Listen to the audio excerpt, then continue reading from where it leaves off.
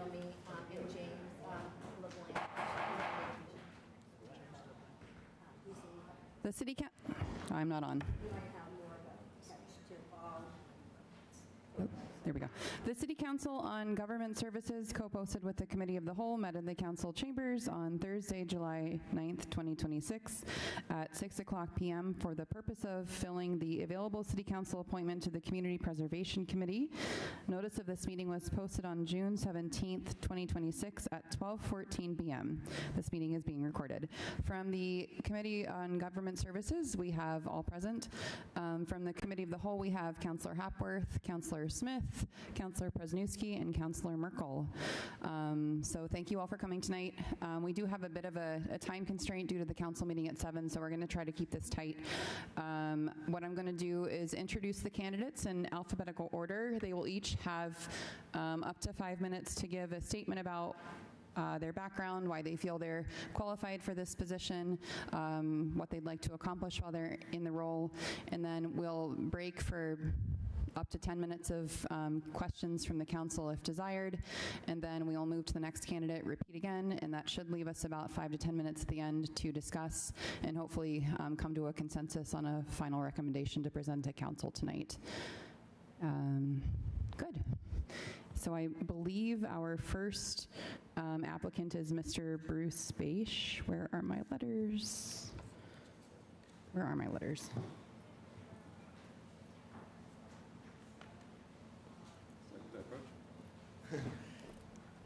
Thank you. Hi. Hello, everyone. My name is Bruce Bache. Oh, sorry. Is that okay?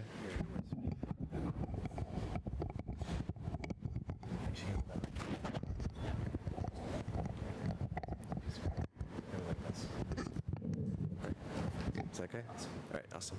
I was a singer of a band, but I wasn't able to figure this one out. I'm sorry. My name is Bruce Bache. So I accepted a position at J.J. Welch Construction in Shetland Park about 6 years ago, and over in Shetland Park in Salem, and immediately fell in love with the city. So much so that about 2 years ago, my wife Alicia and I bought our first home here. So I just kind of have a simple philosophy that I live my life by, which is always leave a place better than you found it. And so to me, serving the city would, what that means to me would be playing a role in safeguarding and the stewardship of what makes the city so great and unique. As far as my background, so the last 10 years I spent in construction. So I've been a project manager, managing construction projects of all types. Renovations of historic buildings, new ground-up construction, retail, a lot of restaurants, some things in Salem as well, and managed up to $15 million budgets. So the construction end is just something that I'm really familiar with, and I do all the time. So I thought that experience might be helpful with the role that the Community Preservation Committee handles. So. Yeah, I thank everyone for the opportunity to be considered. Thank you, Mr. Bache. Were you a Boy Scout? I was.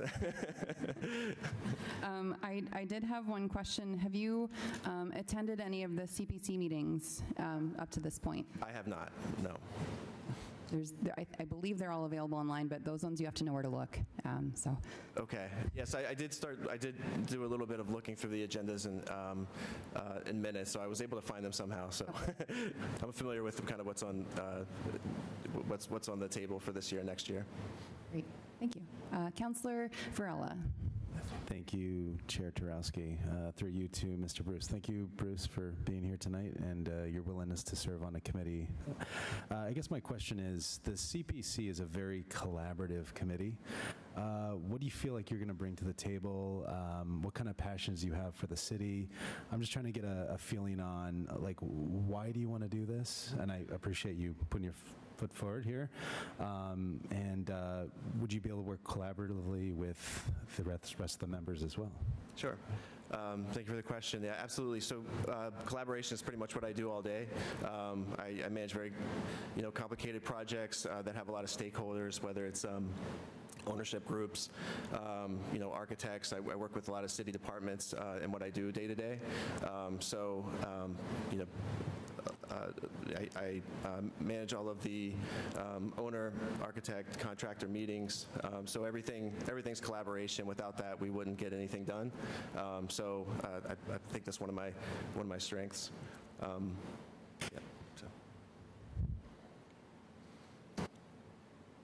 Any other questions from the council? Councillor Flynn.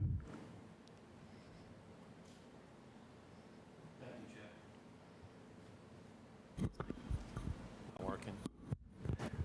Thank you, Chair. Just a quick question. Is there any changes that you'd like to make or something that you want to bring to this committee? Selfishly, the Forest River conservation needs a little bit of work.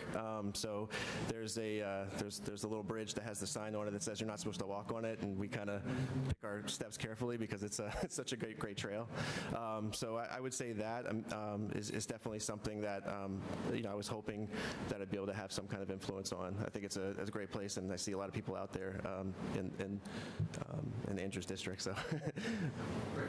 Thank you for applying. Thank you. Councillor Sidoriak. Thank you, Chair. I know you haven't had a chance to attend any of the meetings, but have you looked at some of the plans or recommendations that come out of the CPC? I have a little bit. I think, sorry, I'm blank on the exact names. Obviously, I saw the work at the Salem Willows Park, which is amazing. There was the, I believe it's a reservation park that's being moved. I forgot the name of it, but those were the ones that really stood out to me as being exciting projects coming up. So in your resume, you talk about how you managed, delivered billion-dollar projects. Can you speak to that experience and how you'd be able to bring that to the CPC, especially in regards to the recommendations that eventually come out of it? Sure. First, I'm very eager to learn and kind of see how those recommendations are made and what that collaboration looks like and what that dialogue is. But I think the experience that I have is kind of related to budgets and schedules, and I know that there's only so much money every year, so it's really a matter of I think that experience might help have some input about the feasibility of particular projects when it comes to cost and schedule and things like that. So, but again, I'm very interested to see how that dialogue happens, to see where I could have the best input. Thank you. Thank you, Chair. Any other questions from the council? Councillor King. Thank you, Chair. I'm just curious, sometimes some of the items that come before the CPC can be controversial topics of hot debate in the community. Do you have any experience dealing with items like that in your past work, or any thoughts about how you might approach something like that?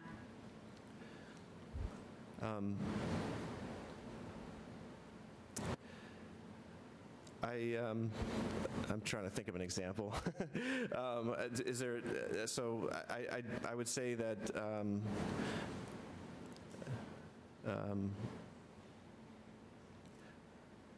I'm sorry, nothing comes to mind on that. I apologize. It's one of the things that I think many city councilors are also not always prepared for when we become city councilors. I was just curious. And is that? Do you mean like from the public? Like there's public discussions that are just projects that may be related to the board's work, where there will be lots of public comment. Oh, I see. Public conversation on many sides, right? Right. That sometimes happens. Yeah.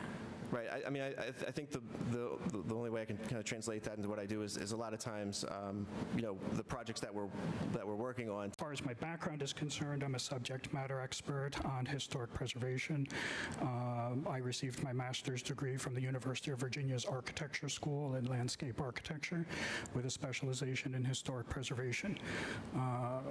Notable past past work experiences include being the curator of landscapes for the oldest, largest regional preservation organization in the United States, which was originally called the Society for the Preservation of New England Antiquities, and it is now known as Historic New England. There I established policies and procedures to both maintain and preserve historic landscapes.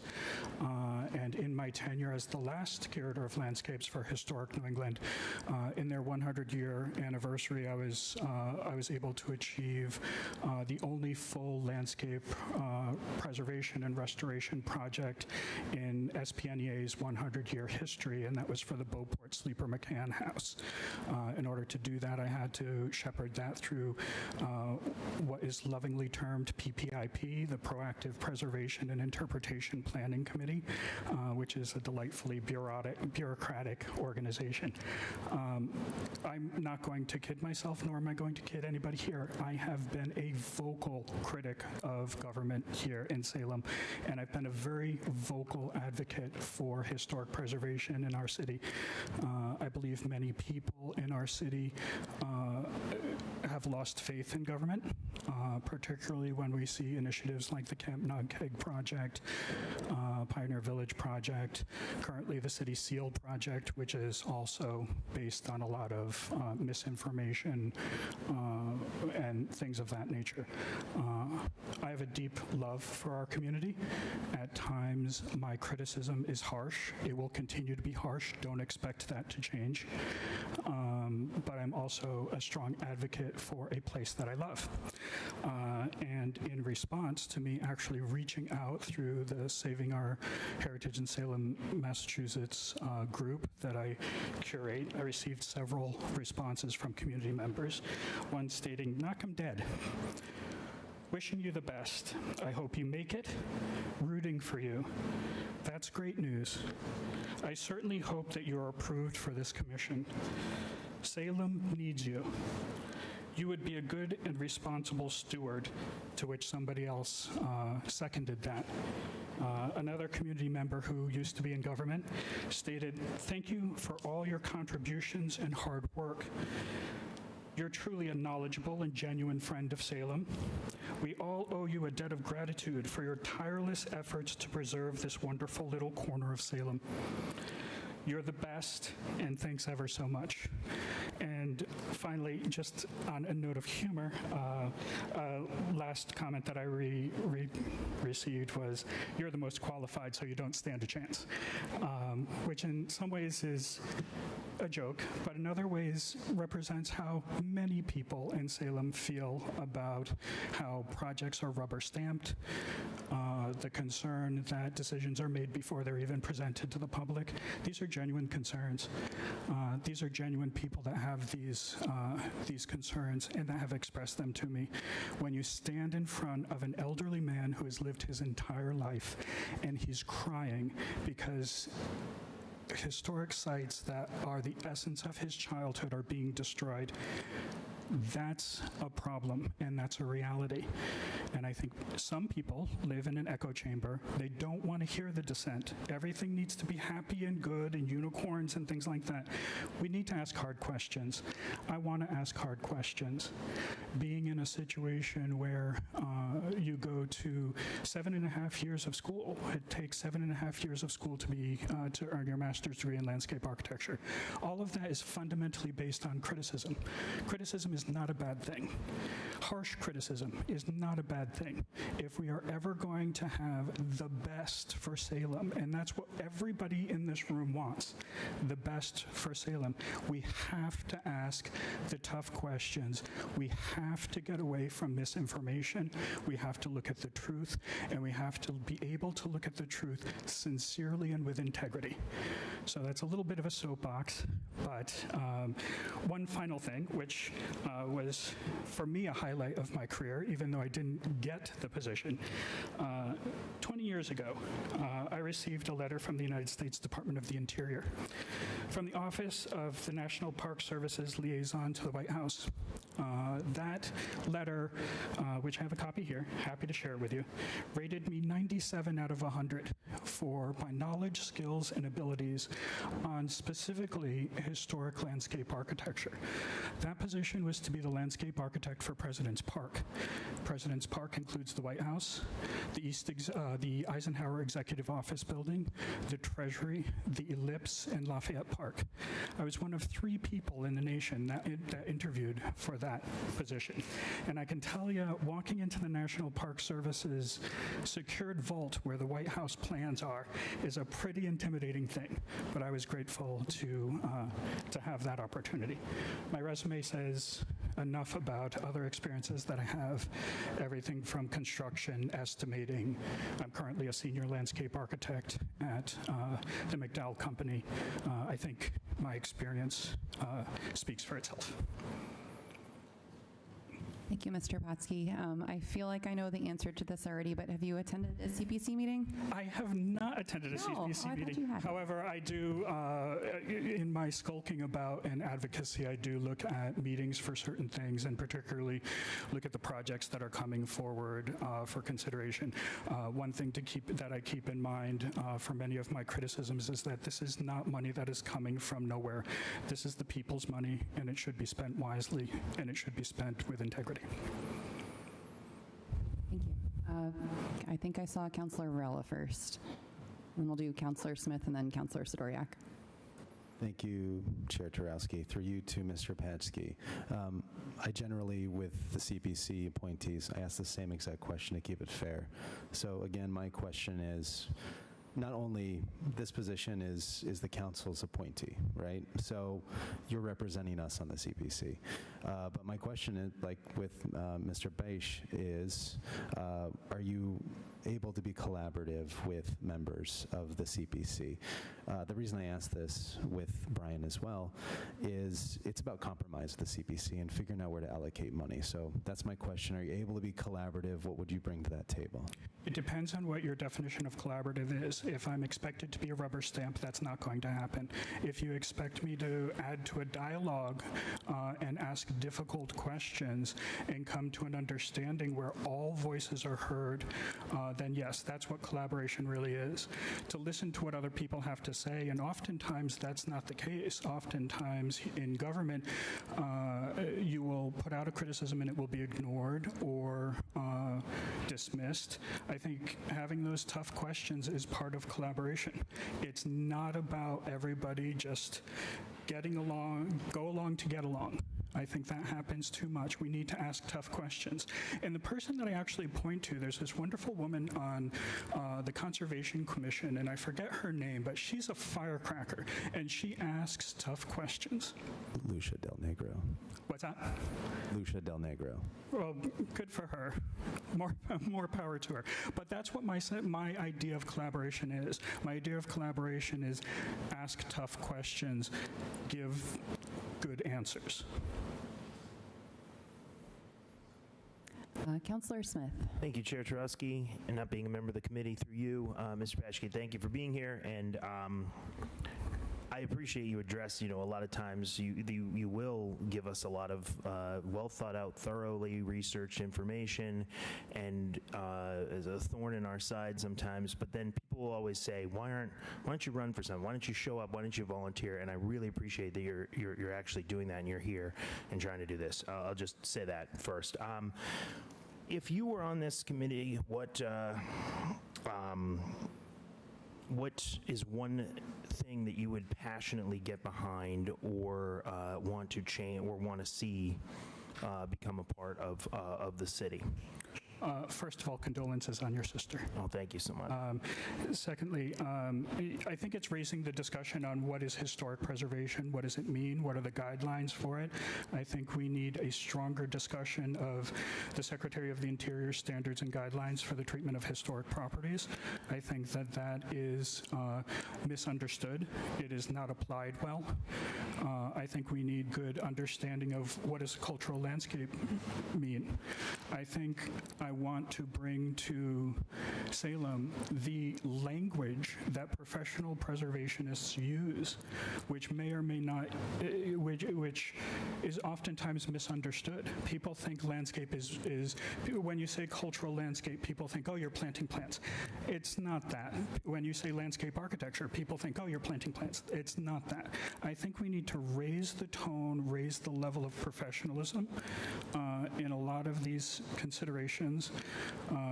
It reminds me of sort of, why am I so critical? When I first raised my hand as somebody who's a subject matter expert, I received criticism from somebody using the language of profession, using the language of the preservation profession. I received criticism from a former city council member who, not to sound disparaging, but this is somebody who has no training whatsoever in historic preservation. He wrote a letter to the Historic Commission in an attempt to discredit me. That's where all of my, you want to know the genesis story of Christopher Patsky, the critic. That person wrote a letter that said that I was a self-proclaimed landscape expert. You've seen my resume. Do you think that I'm an expert in my field? I think that's an undeniable fact. But that was the level of criticism that I received. That level of criticism of people who are coming to the table with professional experience is not acceptable. We've seen that with Professor Feener in the City SEAL Task Force. That's not acceptable. So raising the tone of these meetings to something where the people that are knowledgeable are given the respect and the voice that they deserve to make this city better, because that's why we're all here. I can say nobody in this room is here for any other purpose other than to make our community a better place. I hope that answers your question. Councillor Sidoriak. Thank you, Chair Tarowski, and thank you for stepping up and your interest in the position. My question sort of gets a little bit at what Councillor Smith was speaking to. If you were already on the CPC, what would you have done different? Perhaps something that's been funded as a recommendation. Is there something you would have said, no, we shouldn't have done that?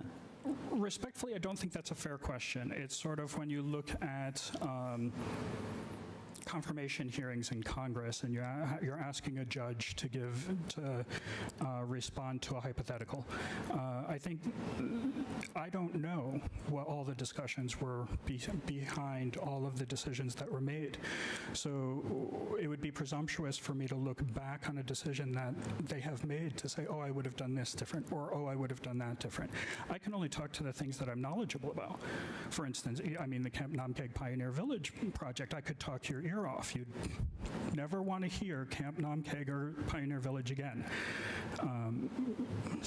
Yeah, I was just trying to gauge your level of interest in some of the things that you would be passionate about. Sure. We sort of got to it, right? The Okay. Village. So, yeah, I was just trying to. I'll ask the other candidates that question as well. Understood. But I appreciate that. Thank you. Thank you, Mr. Patsky. It's very apparent that this is close to your heart, and thank you for coming tonight, and appreciate hearing from you. Oh, sorry, Councillor Flynn, didn't even see you. Thank you, Chair Tarowski. Yeah, just a question. You said your name is Chris or Patrick? My full name is Christopher Patrick Drosner Patsky. Since the time I established my Facebook profile, I've always used my middle names. This is nothing new. Many people in our community know who I am. At many public meetings, I have said what my full name is. Excellent. One other thing is, I agree, I don't want to appoint anyone that's a rubber stamp, 100%, but you keyed in a few times about harsh criticism. Yep. Is that your approach to working with the other members? I mean, is the thing that disagree with people about harsh criticism? You said that a few times. Sure. Elaborate on that? I mean, harsh criticism, I think harsh criticism comes from a couple of places. One is a general level of frustration with local government. We don't don't get answers. When we ask questions directly, we don't get answers. We are oftentimes silenced. People who have dissent in Salem, they are silenced. There's a whole cadre of bullies that came out of the woodwork when I first raised my hand. When I first raised my hand with honest sincerity for something that I am, again, a subject matter expert for, and people came out of the woodwork to personally attack me. After years of this, you tend to lose softness. I don't want to be that person forever. That's not who I am. However, in order to change that, I need to see change in our community and change in government. So that's why I'm stepping up to say, hey, if this is affecting me, it affects my life. Every day it affects my life. I care enough that it affects my life. So yeah, the harsh criticism is going to come when I see government acting appropriately. In some ways, and I don't mean for this to sound self-aggrandizing, but it's a little bit of a Mr. Smith Goes to Washington.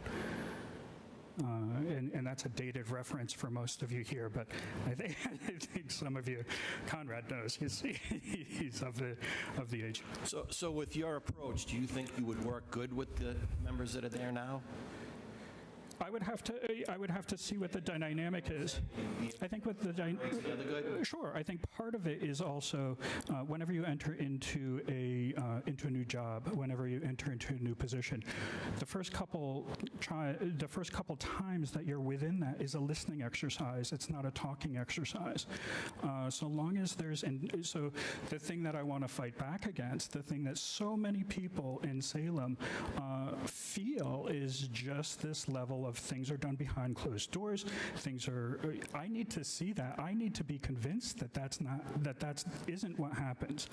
And, I don't necessarily deserve that. However, I think many people in Salem are of that opinion, and they have lost faith. And they come to me because they see somebody raising their hand. And the interesting thing about raising your hand is that you will get a bunch of people from the community who are not satisfied with what's happening, have valid concerns, valid criticisms. They don't feel like they're being heard. But on top of that, they don't feel like they can say anything because of the climate that was established before I even advocated the first time for something here in Salem. I can tell you that there are people who were scared to publicly speak because one of their relatives was up for a promotion and they didn't want to speak out because they were afraid that they were going to get retaliated against. And incidentally, that person had a son that was in the fire department. And that person later identified herself. I don't think it's my place to do so, but yeah, there are serious issues that are occurring in our community. There's a serious lack of trust for government. Okay, thank you. Any questions? Thank you, Mr. Patsy, for coming tonight. Thanks for the opportunity. You're welcome. All right, and to round out the evening, we have Ms. Annie Thompson.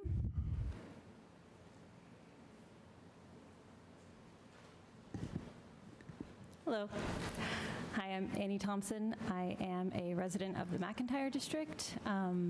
My day job is working for the state's Economic Development Agency. So in that role, I'm the Director of Finance and Administration, primarily managing a lot of capital grants that are capital infrastructure grants that invest in communities. So I do a lot of work that is similar to what the committee does in terms of evaluating projects that have the potential for community growth, community investment. Economic development used to be tied with housing, so there used to be a lot of housing programs that were also affiliated with my organization. We still work very closely with the housing agency, so I'm familiar with community housing. Prior to my current role, I worked in the state tourism office and have a lot of experience going around the state and visiting tourism assets, understanding potential and opportunities for marketing, investment, development. So I that's how I became familiar with Salem, and that's when my family decided to move here. We love it here. I think it's a really special place.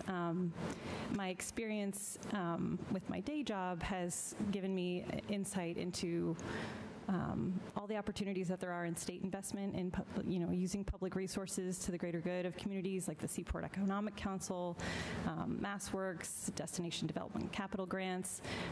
There are a lot of good tools and resources out there, but this is one of those tools that I find to be particularly useful because of the committee's power.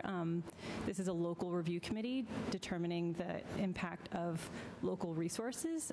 There's a state match, which is great, but I think that whereas most of what I see is a state level view of community investments, this is an opportunity to contribute a little more locally.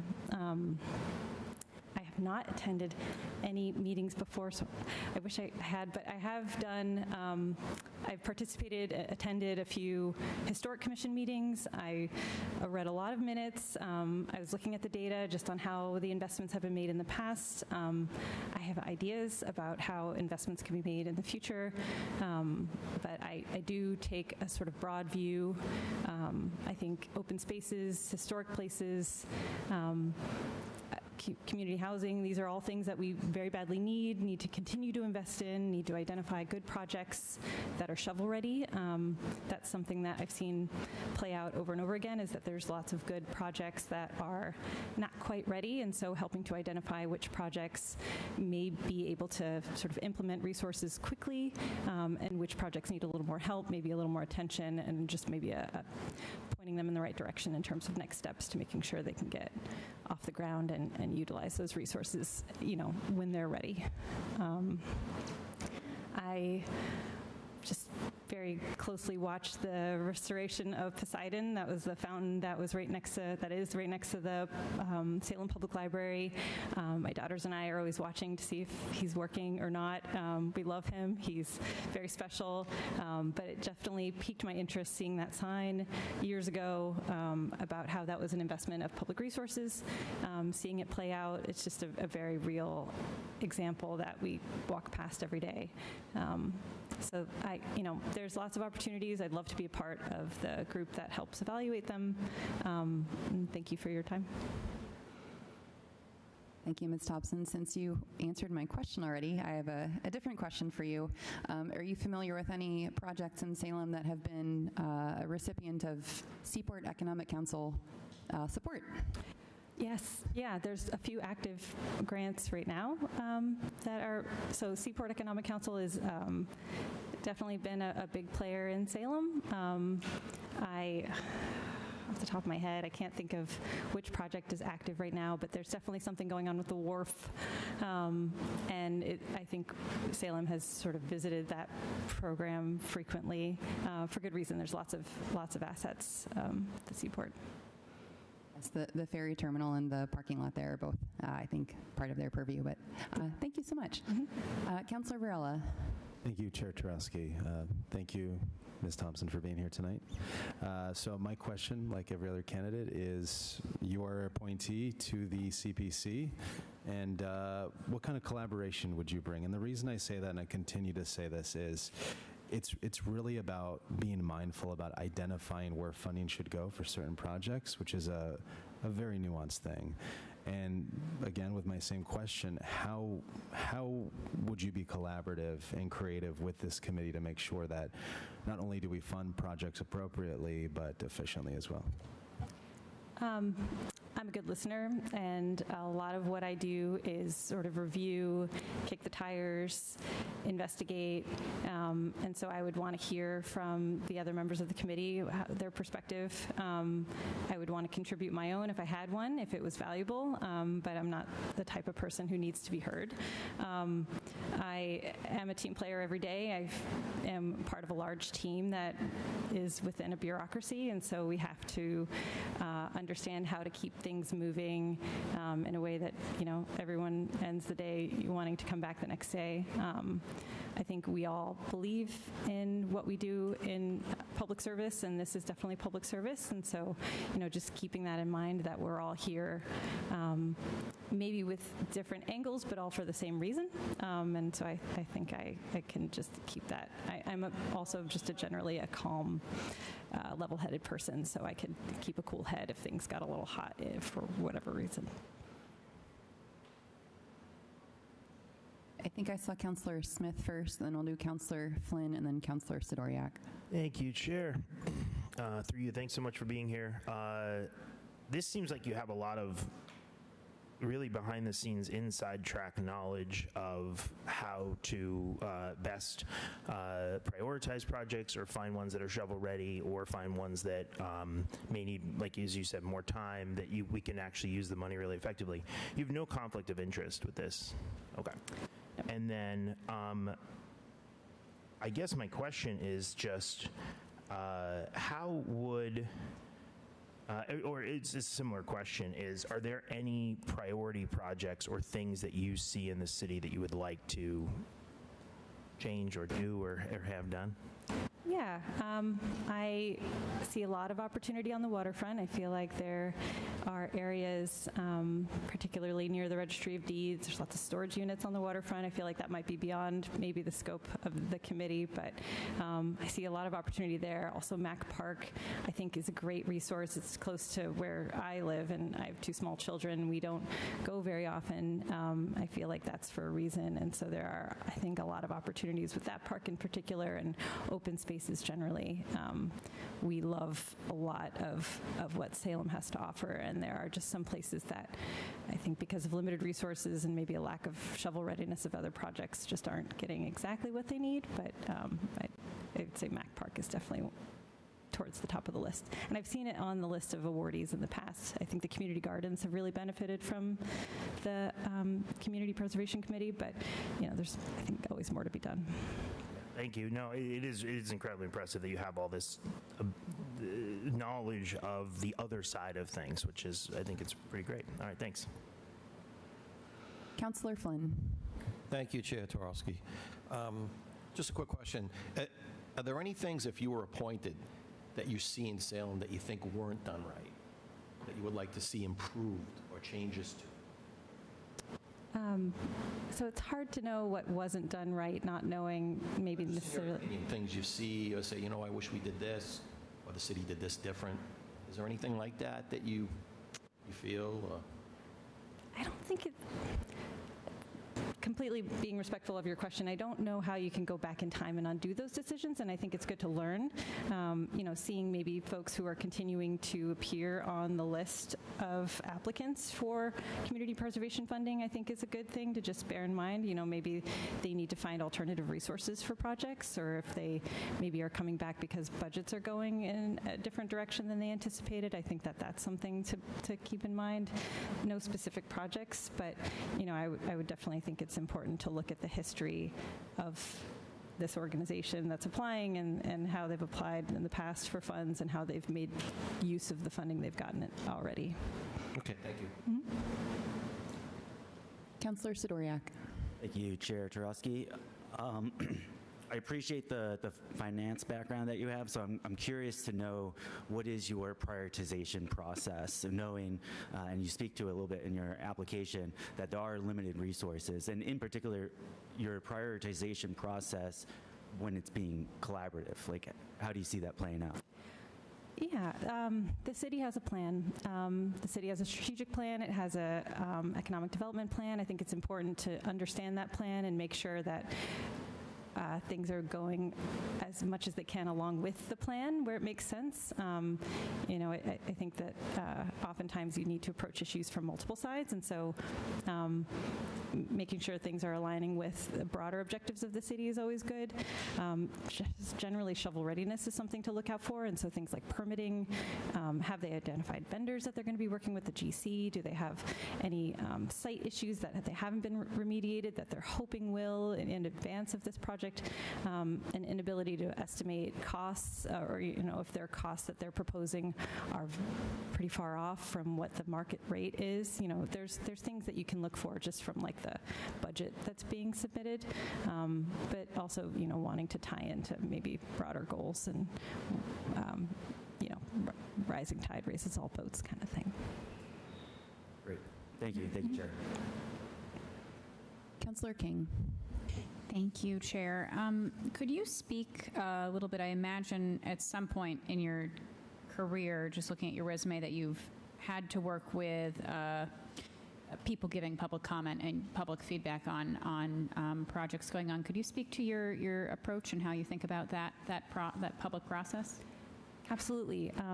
Yeah, I've helped organize listening sessions. I've attended listening sessions. I've been on the receiving end of a lot of feedback, especially when I was in tourism. People feel very strongly about tourism, as I'm sure you all know. It is a powerful force that often does good, but also just is powerful and needs to be wielded appropriately. So I've been on the receiving end of that in the tourism office, and I think in order to receive appropriate public comment, you need to meet people where they are, and so having meetings at a time that people can actually participate in, so noon on a weekday is pretty difficult. Making sure that we are having meetings translated for certain communities, making sure that we are showing up in multiple places, giving people ample time to prepare. I think that those are all things that show respect, and this just giving them folks who are attending and folks who are maybe not attending, maybe writing in, opportunities to do that with, more hearing from them than hearing from us. I'm saying us, but you know what I mean. So I think it's important to make sure that people feel like they're heard. And so, I've been to some listening sessions that were well organized and some that weren't, and so I definitely have learned from that too. But I think primarily just making sure that people feel respected, heard, and showing up where they are is important. Great, thank you. Councillor Varela. I'd entertain a motion, but if there's more conversation, let me know. There's no more discussion first. Any other questions from the council for Ms. Thompson? No.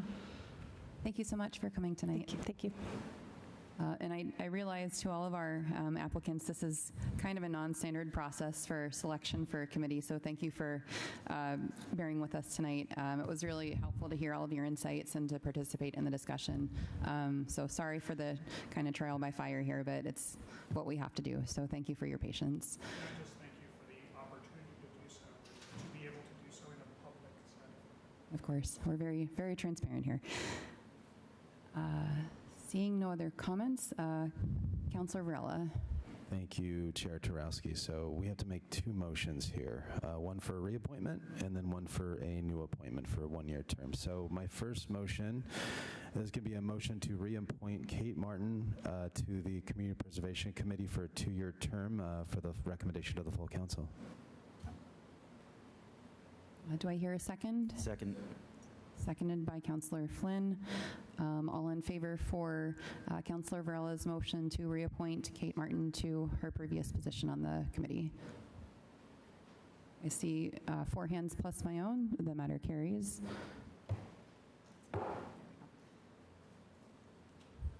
Councillor Varela. Thank you, Chair Tarowski. And I just want to thank all the 3 applicants here for being here tonight. Again, this is a very interesting process we have to go through, but we look forward to this every couple years, that you guys are representing the City Council on the CPC. So with that, I'd like to make a motion to appoint Annie Thompson as the City Council appointment to the Community Preservation Committee for a 1-year term, starting effective when City Council approves it, and that would be a recommendation to the full council. Seconded by Councillor Flynn. Do we ask for other motions, or does it just? Okay. All in favor? I see 4 hands plus my own. The matter carries. So we have reapproved Ms. Martin's appointment to her previous role, and welcome to Ms. Thompson to the Community Preservation Committee. And I will entertain another motion. Councilor Varela. Thank you, Chair Tarowski. Motion to adjourn. We are adjourned at 6:48 p.m. Thank you, everybody.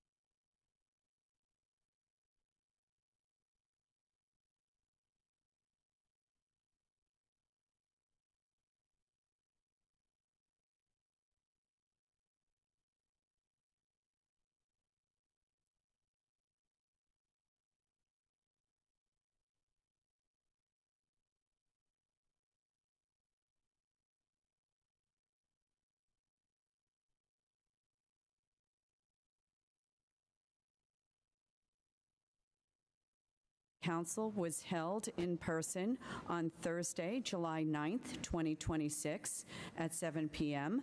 for the purpose of transacting any and all business. Notice of this meeting was posted on July 7th, 2026, at 3:49 p.m. This meeting is being recorded and is live on SATV and Zoom unless technological issues interrupt the transmission. Unfortunately, we are having technical difficulties, and we will not be offering Spanish interpretation for this meeting. We will continue to work towards that goal and work out the glitches for our meetings starting in the fall. Councilors absent, none. Council President Merkel presided. Councilor Davis moves to dispense with the reading of the record of the previous meeting. All in favor? So voted.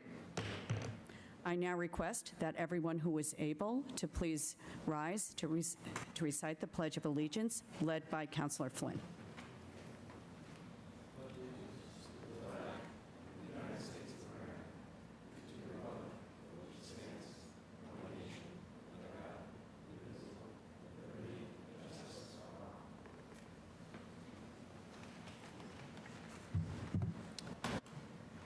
The Salem City Council honors that this land is Namkeg, or fishing place, where generation of Namkeg people from the Pawtucket Band of the Massachusetts tribe lived and passed through for centuries. We acknowledge that this is unceded indigenous land and also acknowledge the Massachusetts tribe who continue to honor and hold this land into the present.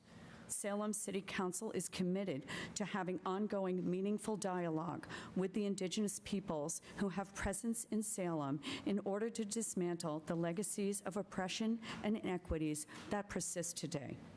Public testimony. Public testimony not to exceed 15 minutes. Public testimony is not a public hearing or question and answer period. Sign-up must occur 30 minutes prior to the meeting.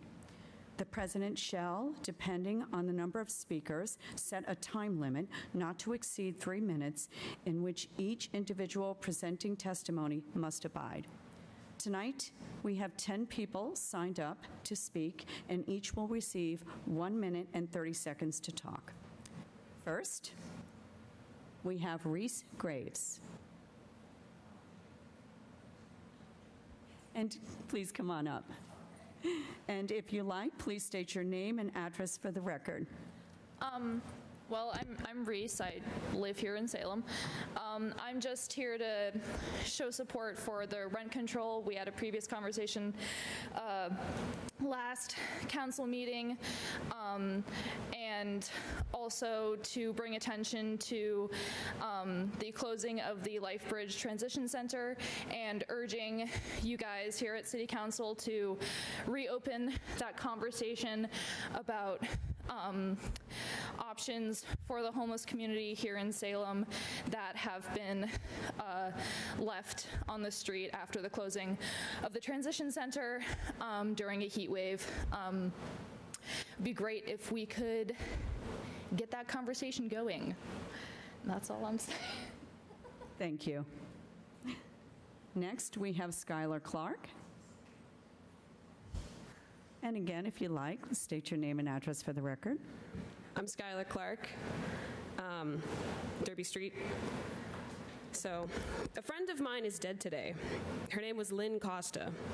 She was an author, an activist, and a founding member of Which City Action. Those of you incumbent on the council spoke with her during the meetings about the no camping ordinance from the hotel she was staying in after being banned from LifeBridge and then evicted by housing families in Malden. In April, her body was found alone in a tent in Chelmsford. This was someone I spoke to almost every single day for 2 years, learning from her and building this organization. And last year, when donations started to run out, I asked her if she could come back to Salem, to the community that knew her and could support her, and she said she couldn't. She said that this city wasn't safe for her anymore because of the no camping ordinance that the incumbent members of this city council voted for, and then went even further to strip the protections from earlier this year. I am confident that she would be alive today if she could be with the community that could have protected her. And when I showed up to these meetings 2 years ago and I said this ordinance was going to kill people, this is what I meant. And when I found out that this council ordered this ordinance to be revisited the month before she died, I was furious. I am not being hyperbolic. This is not a rhetorical device. When I tell you my friends are dying, I am telling you what is happening. It is hard for me to come to these meetings without her.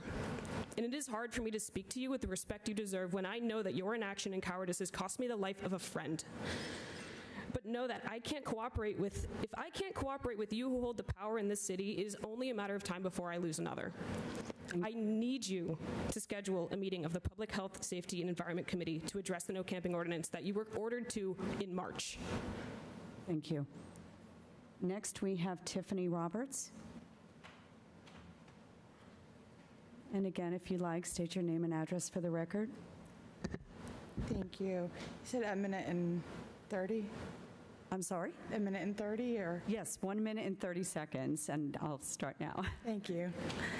Good evening, Madam President and members of the council. My name is Tiffany Roberts. I grew up here and am newly residing back in Salem and serve as the trustee of the Caskey Bar Street Trust for numbers 28 and 30. I want to speak in support of the council taking up the housing resolution this evening, and more broadly in support of Salem continuing to take housing stability seriously. My husband and I attended the Economic Development Committee meeting where this was discussed, and I appreciated the tone of that conversation. Members seem to be taking the housing pressure seriously while also recognizing the legal and practical limits of what the city can do. That balance is important. Housing affordability and displacement are big policy conversations, but they're also very personal ones. They affect whether people can stay near their jobs, families, schools, and the communities that they have helped to build. Salem's not coming to this without tools or prior work. The city's already taken important steps. The question now is how these tools can be used more intentionally, where they can be strengthened, and what else may belong in the toolbox. From working on housing, land use, and municipal capacity issues at the state level, I know these problems rarely have a clean solution. Most of the time, communities have to work with the tools they have, understand the limits of those tools, and still ask whether they are being used as well as they can be. That is the frame that I hope Salem continues to have. State law may limit some municipal options, particularly around rent control, yet local governments are not without options. As this conversation moves forward, I would encourage the council to look broadly at what you have locally. Thank you. Thank you. Thank you, Ms. Roberts. I have been notified that the interpreters believe that the Spanish interpretation is up and running. So for those listening, if you would like Spanish interpretation, please click on the interpretation globe icon at the bottom of the Zoom window and select Spanish, and also mute the original audio.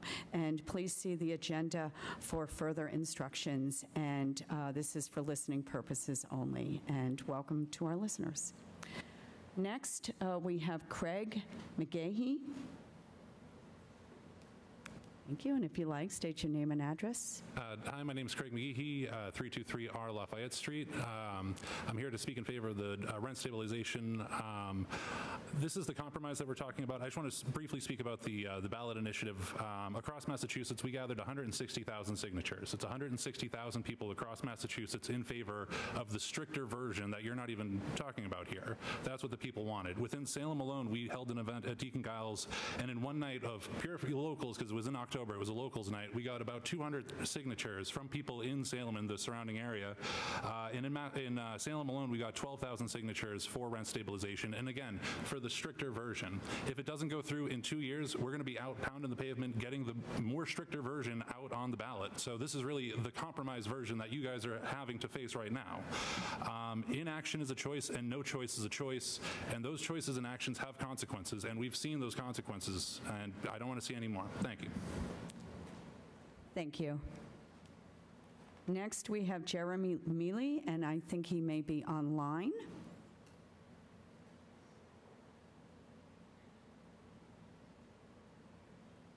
Hello. This is Jeremy Mealy from 8 Front Lane. I'm calling in for 2 reasons. Firstly, I wanted to reiterate my support for Councillor King's rent stabilization resolution and ask that every councillor please support it.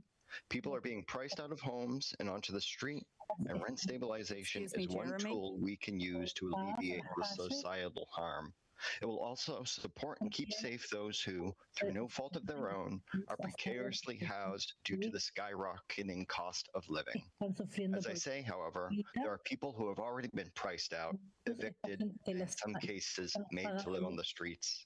This brings me to my second point. I would also like to call on the council, please schedule a meeting to discuss the so-called no camping ordinance that is currently on the books in Salem. With the recent closing of the LifeBridge Transition Center in Canal Street, more and more unhoused Salem residents, people who, despite being deprived of homes, are nonetheless members of our community, are at risk of having nowhere to go.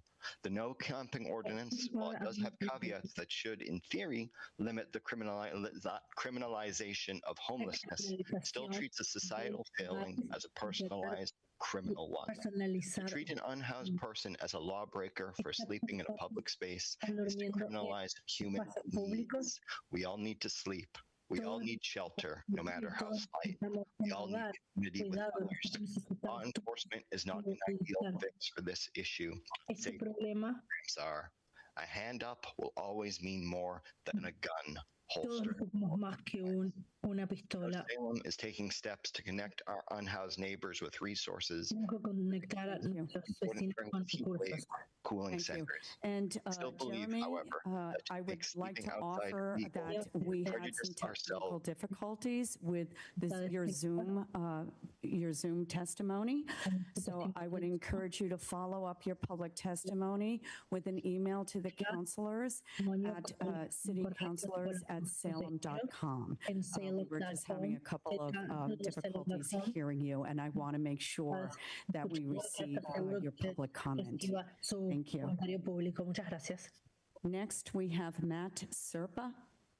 Inés Serpa, And if you like, state your name and address. su nombre y dirección. Hello, my name is Matt Serpa, Lafayette Street. I am yet again another person here requesting that we take this rent stabilization seriously, as well as lifting the anti-encampment ordinance, especially with the closing of LifeBridge. Even while LifeBridge was there, it was an ordinance that was questionable. Had some issues with it. Now that LifeBridge is gone, it makes no sense for it to maintain it, to stay where it is. Thank you. Thank you. Next, we have Hosea Guthrie.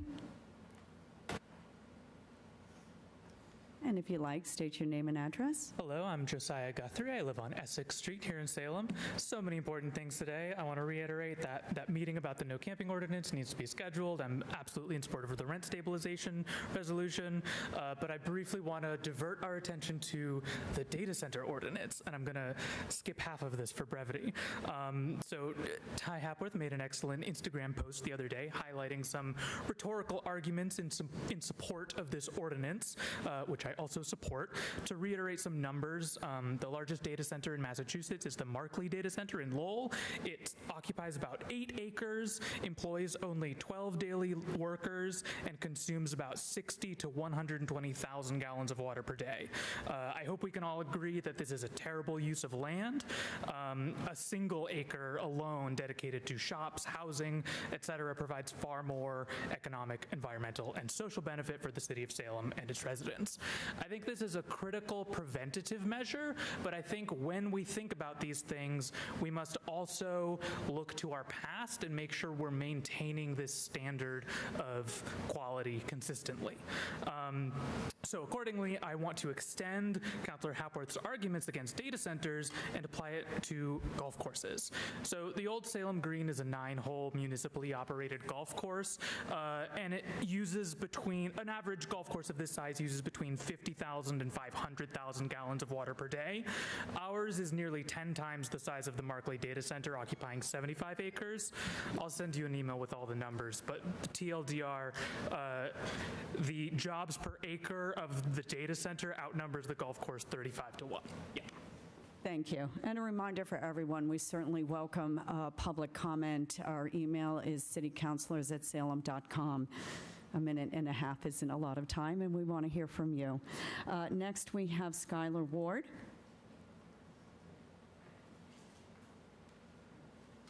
And if you like, state your name and address. Hi, my name is Skylar Ward. I'm at 4 Forest Avenue, supporting, making a statement to support the resolution on rent control, the ordinance banning data centers, and meeting to talk about the camping ordinance. But what I would like to spend more time about is talking about Porch Fest. I've submitted 4 block party applications that are up for a vote tonight. Done all the organizing work for it to be a thing, to have a Porch Fest of our very own here in Salem, have an event for Salemites in the city. Porch Fest, for those who don't know, is when bands play basically a block party format so that residents can enjoy live music in the streets and have a fun time getting to know their neighbors, getting to know the other residents in the city and other people that love live music. I've talked to Lieutenant Tucker, Lieutenant Tucker about this to a great extent, about the traffic flows and whatnot. I've talked with Chief Miller about it as well. Talked to Jeremy Fisk, the events manager for the city, Jeff in the health department about it as well, and a great deal of local small business owners about the concept and for sponsorship as well. So this would be a community-run Porch Fest, meaning that there is no governing organization. It is just the residents forming a big party of our own and making sure that we're dialing in all the things that need to be dialed in to make it happen safely for the city's residents and for the homeowners that will be hosting the bands on their porches or backyards. Thank you. Thank you. Next, we have James Lacey. And again, if you like, state your name and address. Hi, James Lacey. I live at 30 Sumner Road, Salem, Massachusetts. You're all welcome. I know Kyle's been there. Support of rent control, yes. And a reminder that I look to you for my safety, my livelihood, and I put that in your hands to make good decisions. My line of work in medical devices is safe and effective. Everything I do has to run around that, and I have to bring evidence. So I really enjoyed listening to the Monday's debate, or Monday's discussion, and I want to say that I saw a lot of consideration, but we have to help each other, and these people, they're our help. I'm looking to them to the future. You guys have now. Let's all work together and get the unhoused, the homeless, their people, let's make their lives good. Thank you. And we also have Fawaz Abu Shark. And if you like, state your name and address. Fawaz Abu Shark for Harrison Road, and I'm going to go away with all these things. I am for the rent control and other stuff, but today I'm here because I was shocked to find that Dominic Pangalo decided to take the meters of the street and put an app instead. My phone is too old to put the app on it. They told me go to the garage. I'm talking about the place before Seth Malton's office, behind it. Not to mention Church Street. Anyways, they said go to the garage or go to. I have bad knee and I have, what's the word, Scarlett? Plantar fasciitis. That thing, where I cannot walk for a distance. So why are you selling us to data companies? It should be 50 cents an hour, and if you use the app, it becomes 105 an hour because the convenience, 55 cents. I know Dominic doesn't get any of it, but why are we given the app? Why is the city, with Dominic Pangalo specifically, is basically selling our data, giving our information, and most of all, he's hurting our seniors, he's hurting our disabled, and you're making him pay more somewhere else and walk on all these things. To my knowledge, this used to be the city council job to vote on traffic and on meters and things like that. I looked at all your meetings. None of that came to this office. I don't know why is he skipping you. That's disrespect for our city council. So I don't know why he does that. I don't think he should be doing that. I think the city should look back into having a way where people can pay with cash or with whatever and basically go back to normal without having to park half a mile away. Thank you. Thank you. That concludes our public testimony. Hearings.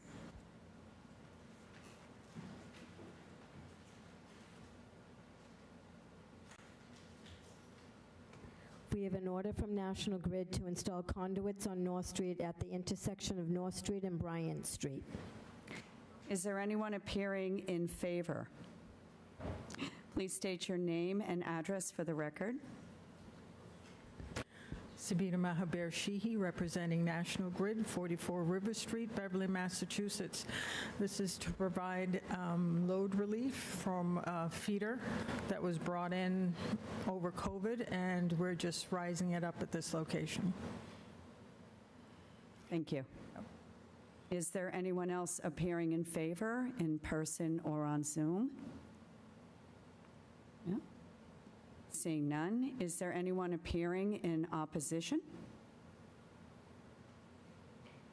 In opposition in person or on Zoom? Okay, seeing none. Do any of the councilors have questions or comments? Councilor Halapa. Thank you, President Merkel. I have 3 specific questions I'd like to invite our city engineer, Jay Carroll, up. Thank you, Jay Carroll. Please come up. Thank you for being here tonight. Thank you. Thank you very much. I appreciate it. So these questions were provided about a week ago, and I'm looking forward to see what the response is. So the first one here is, what plan will the city initiate to ensure the safe flow of vehicle, pedestrian, bicycle, etc. traffic during the window of construction? So when they do this work, they will submit a permit to us separately, and we'll coordinate that, usually require a police detail to be involved, and a traffic management plan be set up for the work. Great. Thank you. And just for the record, for the public, one of the reasons I'm asking about this is that this location is conveniently located right next to a bike path and one of the only light crossings on North Street. It's a major way that people are able to navigate that space.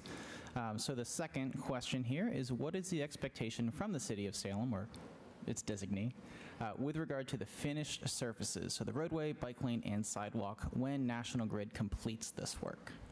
So when they complete, they'll usually do a temporary restoration to start. And I believe this location, too, has a wheelchair ramp right at it. So if there's any impact to that, we would require them to replace the ramp in kind, as well as any of the other material around it. So if there's grass, replant the loam and seed, and repatch the pavement as well.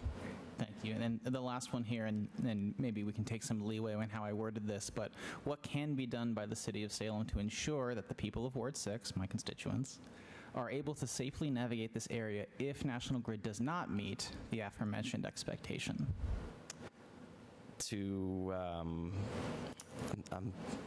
Can you repeat that again? I'm sorry. Yeah. So what can be done by the city of Salem to ensure the people of Ward 6 are able to safely navigate this area if National Grid does not meet the aforementioned expectation, meaning if those services are not returned to a state that you'd mentioned? We would, if a resident comes across something like that, we could ask them to put it in as C-Click Fix into our program.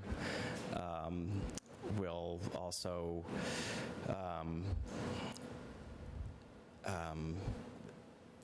we can, and then we'll reach out to National Grid to fix anything that didn't get restored properly. Great. So. That answers my question. Okay. Thank you, Mr. Carroll. Thank you. No further questions. Thank you. Any further questions? Councilor Sidoriak? Thank you, President Merkel. Could you provide sort of an overview of what the public outreach process is? I'm sorry, which who do you want to address, Sabina or the? So either one, but okay, primarily National Grid. Your public outreach process when you start a project and to inform the public, and then the other side of that is, what are the construction mitigation policies or plans that you have for these projects? This project's actually being done by our civil group, and they're the ones who would be getting the road opening permit, and the criteria for what they should be adhering to and what the city expects would be going through his office and will be relayed to them. If there are any issues with that, his department must reach out to that civil group, and that contact would be on that permit. I only ask because there is another project in my ward, and there is an incredible amount of disruption and damage to someone's property. So I just want to make sure that for all these projects, there is a construction mitigation plan or policy in place, whether it's a contractor, whether it's the city or National Grid, to ensure that we don't have that much disruption happening for our residents. May I ask where that is? It's Margin and Jefferson. Was that? And I'm happy to take this offline. I just wanted to. Please, thank you. Thank you so much. Thank you. Thank you. Any further questions? Councillor Smith. Thank you, President Merkel. This is a question for City Engineer Carroll. Is it the policy of the city to require National Grid to pave from curb to curb in spots where they dig trenches? If there's a moratorium on that street, yes, which is, we usually require within 5 years of a newly paved street, we do require curb to curb. Within 5 years. And what is the process for holding National Grid accountable to do that work?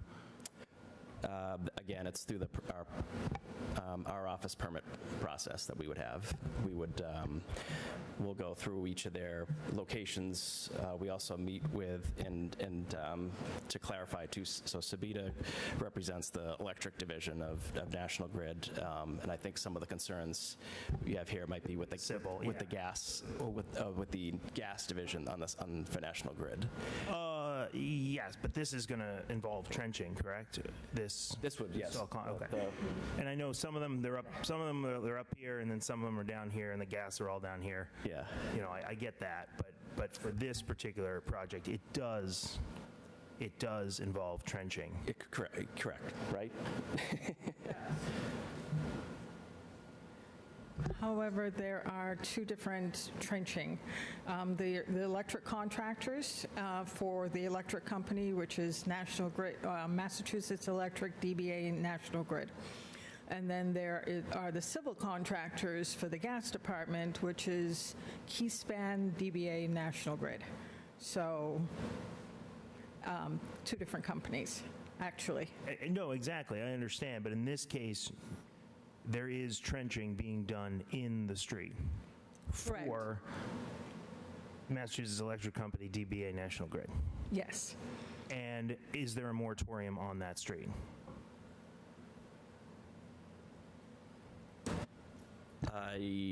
Not that I'm aware of, no. On North Street or? On North Street. No, because this is right at the corner of Simons and North, and I don't believe that section was paved in the last 5 years. And we used to require curb to curb anytime. I believe the policy changed at some point. Does that sound accurate? You've been here, you were here before, you're not here. Yeah. Department. I mean, I think it was left up to the discretion of the city engineer to require what they wanted to require, but it was the guideline was usually it was the 5-year moratorium.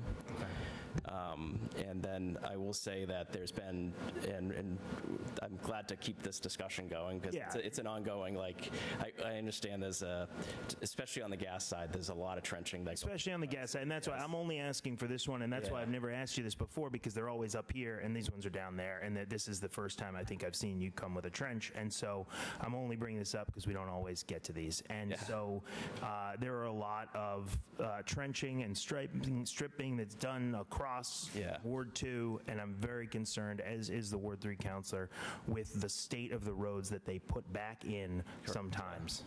Yeah. And I understand that that's probably heat and whatever DBA National Grid gas, but in this case, I wanted to ask you that because we do have you both here. Yeah. And when we've discussed this with the gas company too, their pushback is that the more restoration they do, they put that back on the customers. So there is a larger conversation that needs to continue. Completely understand, and that's where it's going to fall.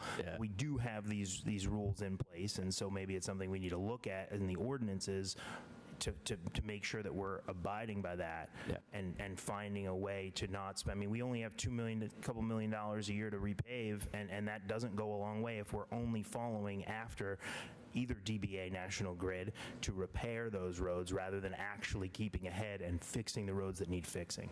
So thank you. Yeah, thanks. Thank you. Any further questions from the councilors? No? Seeing none, Councilor Jalapa. Thank you, President Merkel. I move to close the public hearing.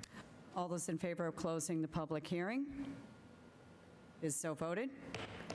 Councilor Jalapa. Thank you, President Merkel. I move this be granted. Councilor Jalapa moves that these be granted under discussion. Councilor Jalapa. I just want to thank both of you for being here tonight and answering some tough questions from us. Thank you. Thank you. Any further questions or discussion? Seeing none, on Councilor Jalapa's motion that these conduits on North Street, at the intersection of North Street and Bryan Street, be installed. All those in favor? All those opposed? The matter carries. Appointments and reappointments. We have held from the last meeting the mayor's appointment of Dr. Javier Garcia Perez to the Race Equity Commission with a term to expire July 17th, 2028. Councilor Varela. Thank you, President Merkel. I move for confirmation by roll call vote. Councilor Varela moves for confirmation by roll call vote. Under discussion, Councilor Varela. Thank you, President Merkel. I'll be brief. Just wanted to thank Dr. Javier Garcia Perez for his willingness to serve on the Race Equity Commission. We truly appreciate your advocacy and your time on this matter. Thank you. Thank you. Any further discussion? Seeing none, on Councilor Varela's motion for confirmation by roll call vote, the appointment of Dr. Javier Garcia Perez to the Race Equity Commission. Madam City Clerk, please call the roll. Councilor Davis? Yes. Councilor Flynn? Yes. Councilor Hapworth? Yes. Councilor Jalapa? Yes. Councilor King? Yes. Councilor Prasnewski? Yes. Councilor Smith? Yes. Councilor Sidoriak? Yes. Councilor Turowski? Yes. Councilor Varela? Yes. And Councilor Merkel? Yes. Thank you.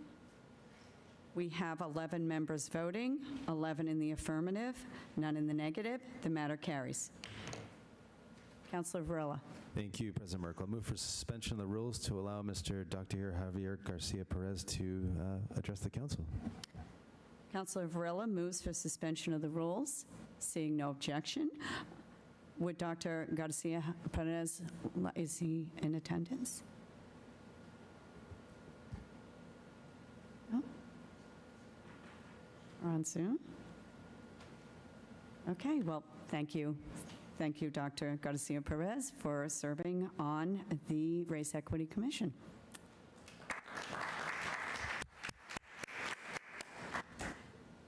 Further appointments and reappointments. We have held from the last meeting the mayor's reappointments with the following terms to expire. Kurt Reeder for the Planning Board with the term to expire July 1st, 2031, and Peter Habib to the Zoning Board of Appeals with the term to expire July 1st, 2031. Councilor Turowski. Thank you, President Merkel. I move for confirmation by roll call vote. Councilor Turowski moves for confirmation by roll call vote. Under discussion, Councilor Turowski. Thank you, President Merkel. Just happy to see both of these people coming back, and thank you for your hard work. Thank you. Any further discussion? Seeing none. On Councilor Turowski's motion for confirmation by roll call vote, the reappointments of Kurt Reeder to the Planning Board and Peter Habib to the Zoning Board of Appeals. Madam City Clerk, please call the roll. Councilor Davis? Yes. Councilor Flynn? Yes. Councilor Hapworth? Yes. Councilor Jalapa? Yes. Councilor King? Yes. Councilor Prasnewski? Yes. Councilor Smith? Yes. Councilor Sidoriak? Yes. Councilor Turowski? Yes. Councilor Varela? Yes. And Councilor Merkel? Yes.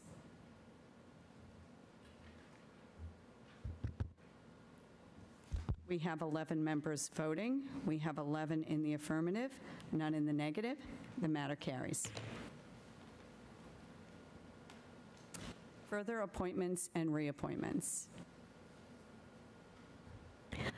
We have the mayor's appointment of the following: Elena Emmerich to serve on the planning board with a term to expire September 23rd, 2026, and Philip Pelletier to serve on the Salem Harbor Port Authority effective August 7th, 2026, with a term to expire January 13th, 2029. Councilor Turowski. Thank you, President Merkel. I move for suspension of the rules to allow both of these appointments to occur tonight rather than with two passages. Councilor Turowski moves for suspension of the rules. Seeing no objection, Councilor Turowski. Thank you, President Merkel. These are two very qualified people applying for these positions, and I move for confirmation by roll call vote. Councilor Turowski moves for confirmation by roll call vote. Any further discussion? Councilor Smith. Thank you, President Merkel. I move to divide the question.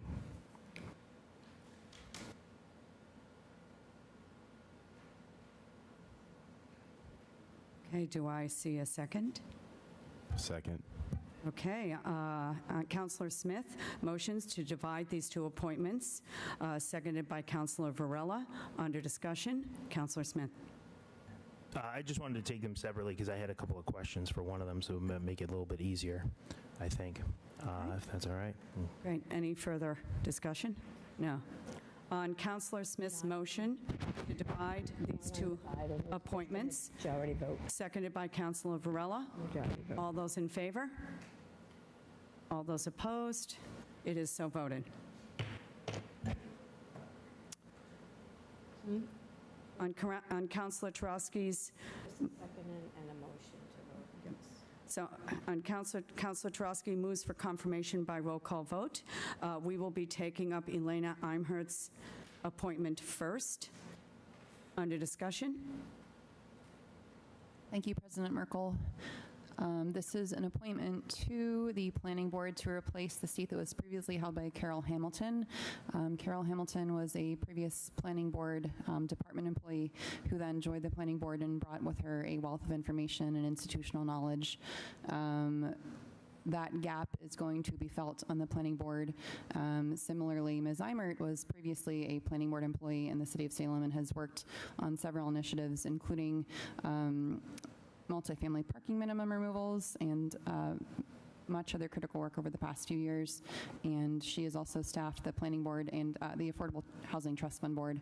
And I think her wealth of knowledge, having done this position as a career, and then coming back to share her knowledge as a volunteer, speaks a lot for her willingness to serve in this capacity. Thank you. Any further discussion?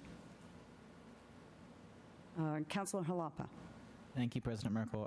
I'm just going to clarify the suspension of the rules piece for the public that may not understand the rules, and this is not about the division of question, but now this is the opportunity I have to say it. This is just, we're suspending the rules because we're not meeting again this summer, which is actually a thing that the council did to change our existing rules. So I just want to point the record that I wasn't not going to object to getting these board positions filled, but I do object to the fact that we're suspending the rules because we had to change the rules, and I think we're stacking changes now, and there's a reason that we have some of these rules, and that we should have, it's my opinion, that we should be meeting more during the summer. And I think this is a reason why we should be doing that. Thank you. Thank you.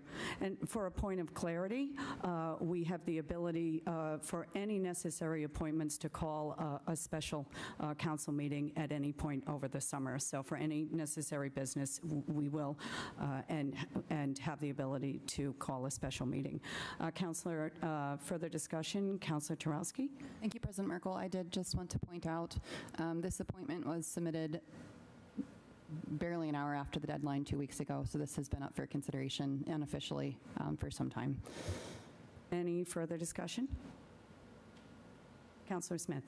Thank you, President Merkel. I wanted to see if Ms. Eimert could come to the microphone and answer questions, so I move for suspension of the rules. I'd object. Okay, we have an objection, so we will continue on. Any further discussion? Oh, hold on a second.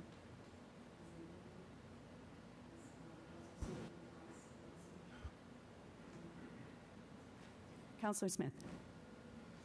Thank you, President Merkel. I just wanted to make sure. So this is a short-term appointment, and Ms. Imert is also on the Zoning Board of Appeals, and I wanted to make sure that it was clear to everyone that the intention is to leave the Zoning Board of Appeals to move to the Planning Board, I believe. I'm going to just speak on her behalf, and I hope that is her intention, in order to switch over to the Planning Board to continue on, and then would need to be reappointed in September.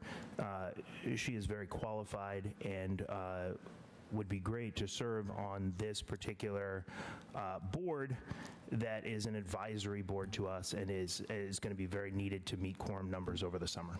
Thank you. Thank you. Any further discussion?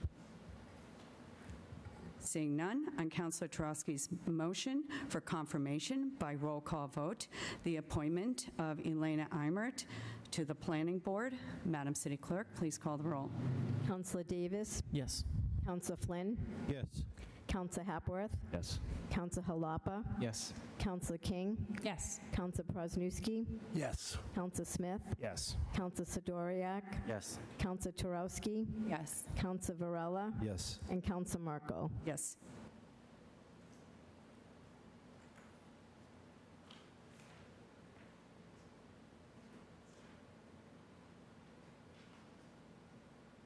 We have 11 members voting. We have 11 in the affirmative, none in the negative. The matter carries. Councilor Turowski. Thank you, President Merkel. I move for suspension of the rules to allow Ms. Imert to speak. Councilor Turowski moves for suspension of the rules. Seeing no objections, would Elena Imert like to come up and say a few words? I just would like to express my gratitude to the mayor's office, the planning department, this body. I'm very excited to continue volunteering on behalf of the city that I love, and I did want to affirm that Councilor Smith's statement of my intentions is correct. I will be serving on the planning board and the ZBA through the end of August, and that is so that the ZBA has adequate quorum to conduct its business. After that point, I'll transition to the planning board, fulfilling the remainder of the term of Carol Hamilton, who I just want to recognize has a service of over 12 years to this community in her capacity as a planning board member, and I think that's incredible, and just wanted to recognize it before this body. Thank you so much.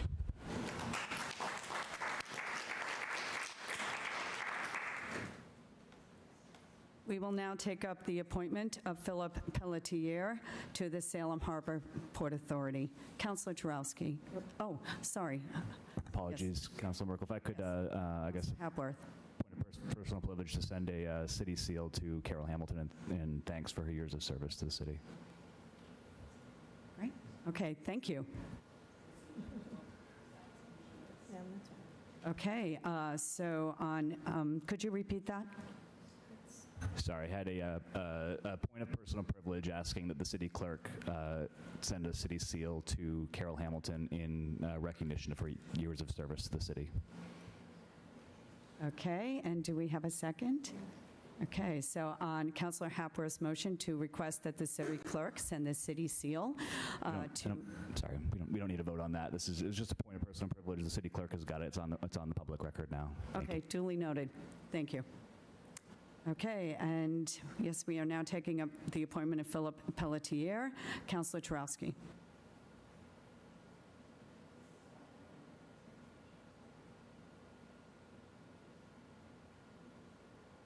Thank you, President Merkel. I move for confirmation by roll call vote. Councilor Turowski, motions for confirmation by roll call vote. Under discussion? Thank you, President Merkel. Mr. Pelletier has a long history of service in the maritime industry. He graduated from Massachusetts Maritime Academy with a Bachelor in Science and Marine Engineering, and then he worked as a merchant marine, and then he returned home to Salem and purchased North Shore Marine and has a really strong record of helping to reinforce our marine infrastructure in Salem. I think he brings a great body of knowledge to this position, and I am excited to confirm him. Thank you. Any further discussion? Seeing none, on Councilor Turowski's motion for confirmation by roll call vote, the appointment of Philip Pelletier to the Salem Harbor Port Authority. Madam City Clerk, please call the roll. Counselor Davis? Yes. Counselor Flynn? Yes. Counselor Hapworth? Yes. Counselor Halapa? Yes. Counselor King? Yes. Counselor Prosnewski? Yes. Counselor Smith? Yes. Counselor Sidoriak? Yes. Counselor Turowski? Yes. Counselor Varela? Yes. And Counselor Merkel. Yes.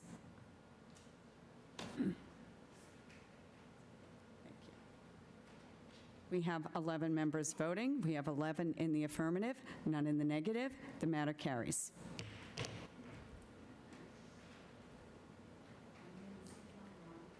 Bill is. Councilor Turowski. Thank you, President Merkel. I move for suspension of the rules to allow Mr. Pelletier to speak. Councilor Turowski moves for suspension of the rules. Seeing no objection, would Philip Pelletier or anyone from the Salem Harbor Port Authority online like to speak on behalf of this appointment? Go ahead, Bill. Yep. Yep, Bill McHugh, Director of Salem Harbor Port Authority, also your harbor master. I'd like to thank Kathy Wynn for her years of service to the Salem Harbor Port Authority. It is her much-deserved retirement from that position that has opened up the seat for Mr. Pelletier. So twofold here. Thank Kathy for years of service. As everybody knows, she was deputy planner for the city and integral to waterfront projects, and then she volunteered to continue in that role with the Salem Harbor Port Authority. And now Mr. Pelletier steps in.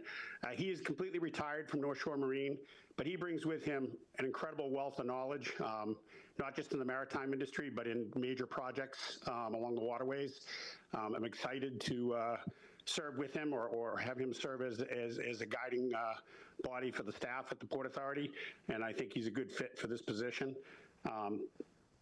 I also would like to, the Salem Harbor Port Authority will be acknowledging Ms. Wynn's many years of service. So thank you. Thank you.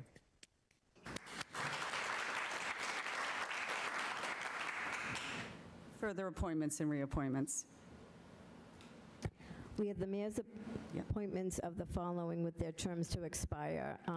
Ellen Simpson to serve on the Zoning Board of Appeals with a term to expire on July 9th, 2029. Hillary Forbes to serve on the Zoning Board of Appeals as an associate member with a term to expire on September 10th, 2026. And Emmett Costin to serve on the Conservation Commission with a term to expire on July 9th, 2029. Councilor Turowski. Thank you, President Merkel. I move that these be held under the rules. I don't want to assist. Sorry. Thank you. I move for suspension of the rules to allow these to be confirmed with one passage instead of two. Thank you. Councilor Turowski moves for suspension of the rules. Seeing no objections. Councilor Turowski.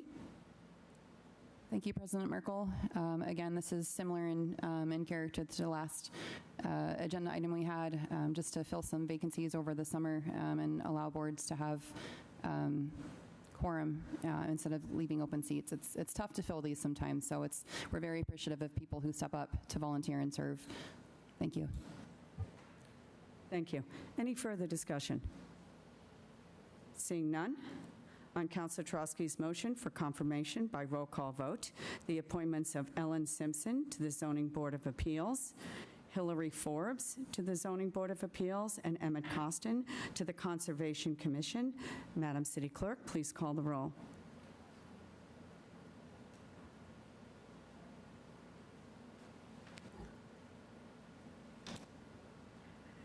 Councilor Davis? Yes. Councilor Flynn? Yes. Councilor Hapworth? Yes. Councilor Halapa? Yes. Councilor King? Yes. Councilor Prosnewski? Yes. Councilor Smith? Yes. Councilor Sidoriak? Yes. Councilor Turowski? Yes. Councilor Varela? Yes. And Councilor Merkel. Yes. We have 11 members voting. We have 11 in the affirmative, none in the negative. The matter carries. Councilor Turowski. Thank you, President Merkel. I move for suspension of the rules to allow the new appointees to speak. Councilor Turowski moves the suspension of the rules. Seeing no objection, would any of the appointees who are in attendance like to speak? Please come up.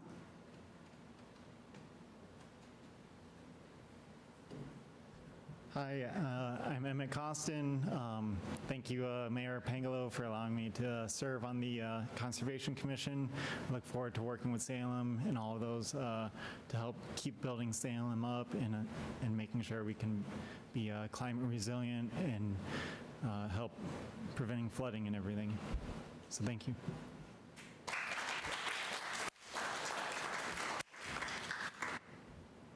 Any other appointees? And seeing none. Councillor Turowski? Thank you, President Merkel. You wanted? Oh, yes, sir. I would like to motion that we take an agenda item from page 30 out of order, the Government Services Committee report, so that we can have our new Community Preservation Committee appointee speak now, rather than waiting the entire meeting. Second. Okay. It's page 30. On the motion to go out of order, all those in favor? So voted. And I believe it is page 15, and it is the committee report for government services. And Councillor Turowski, whenever you're ready. Thank you, President Merkel. The Committee on Government Services co-posted with the Committee of the Whole, to whom it was referred the matter of discussing applicants interested in an appointment to the Community Preservation Committee, has considered said matter and would recommend that suspension of the rules should be adopted and Annie Thompson be appointed for a one-year term to expire on July 9th, 2027, and that Kate Martin be reappointed for a two-year term to expire on May 23rd, 2028. And I move that these be appointed by roll call vote, confirmed by roll call vote. Thank you. On acceptance of the report, all those in favor? All those opposed? So voted. On adoption of the recommendation, first, we'll take up on the suspension of the rules. Any objections? Seeing none. On the appointments, under discussion, Councillor Turowski. Thank you, President Merkel. We had a very direct meeting before this of the Government Services Committee. We had 3 very qualified applicants put their hats in the ring for this position. Ultimately, we voted to select Ms. Annie Thompson to serve on the Community Preservation Committee.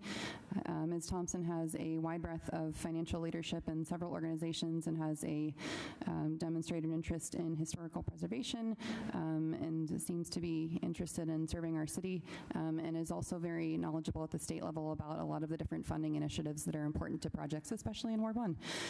So we're very grateful for her and for the other candidates for volunteering for this position. And ultimately, I think she's going to be a great addition to the Community Preservation Committee. Thank you. Any further discussion? Seeing none, on Councillor Turowski's motion on the one-year appointment of Annie Thompson to the Community Preservation Committee, Madam City Clerk, please call the roll. Councillor Davis? Yes. Councillor Flynn? Yes. Councillor Hapworth? Yes. Councillor Halapa? Yes. Councillor King? Yes. Councillor Prosnewski? Yes. Councillor Smith? Yes. Councillor Sidoriak? Yes. Councillor Turowski? Yes. Councillor Varela? Yes. And Councillor Merkel. Yes. We have 11 members voting. We have 11 in the affirmative, none in the negative. The matter carries. Councillor Turowski. Thank you, President Merkel. I move for suspension of the rules to allow Ms. Thompson to speak. Councillor Turowski moves for suspension of the rules. Seeing no objection, would Ms. Thompson like to come up and say a few words? Thank you for the opportunity. I look forward to being a good steward of public resources for the benefit of our community. Thank you.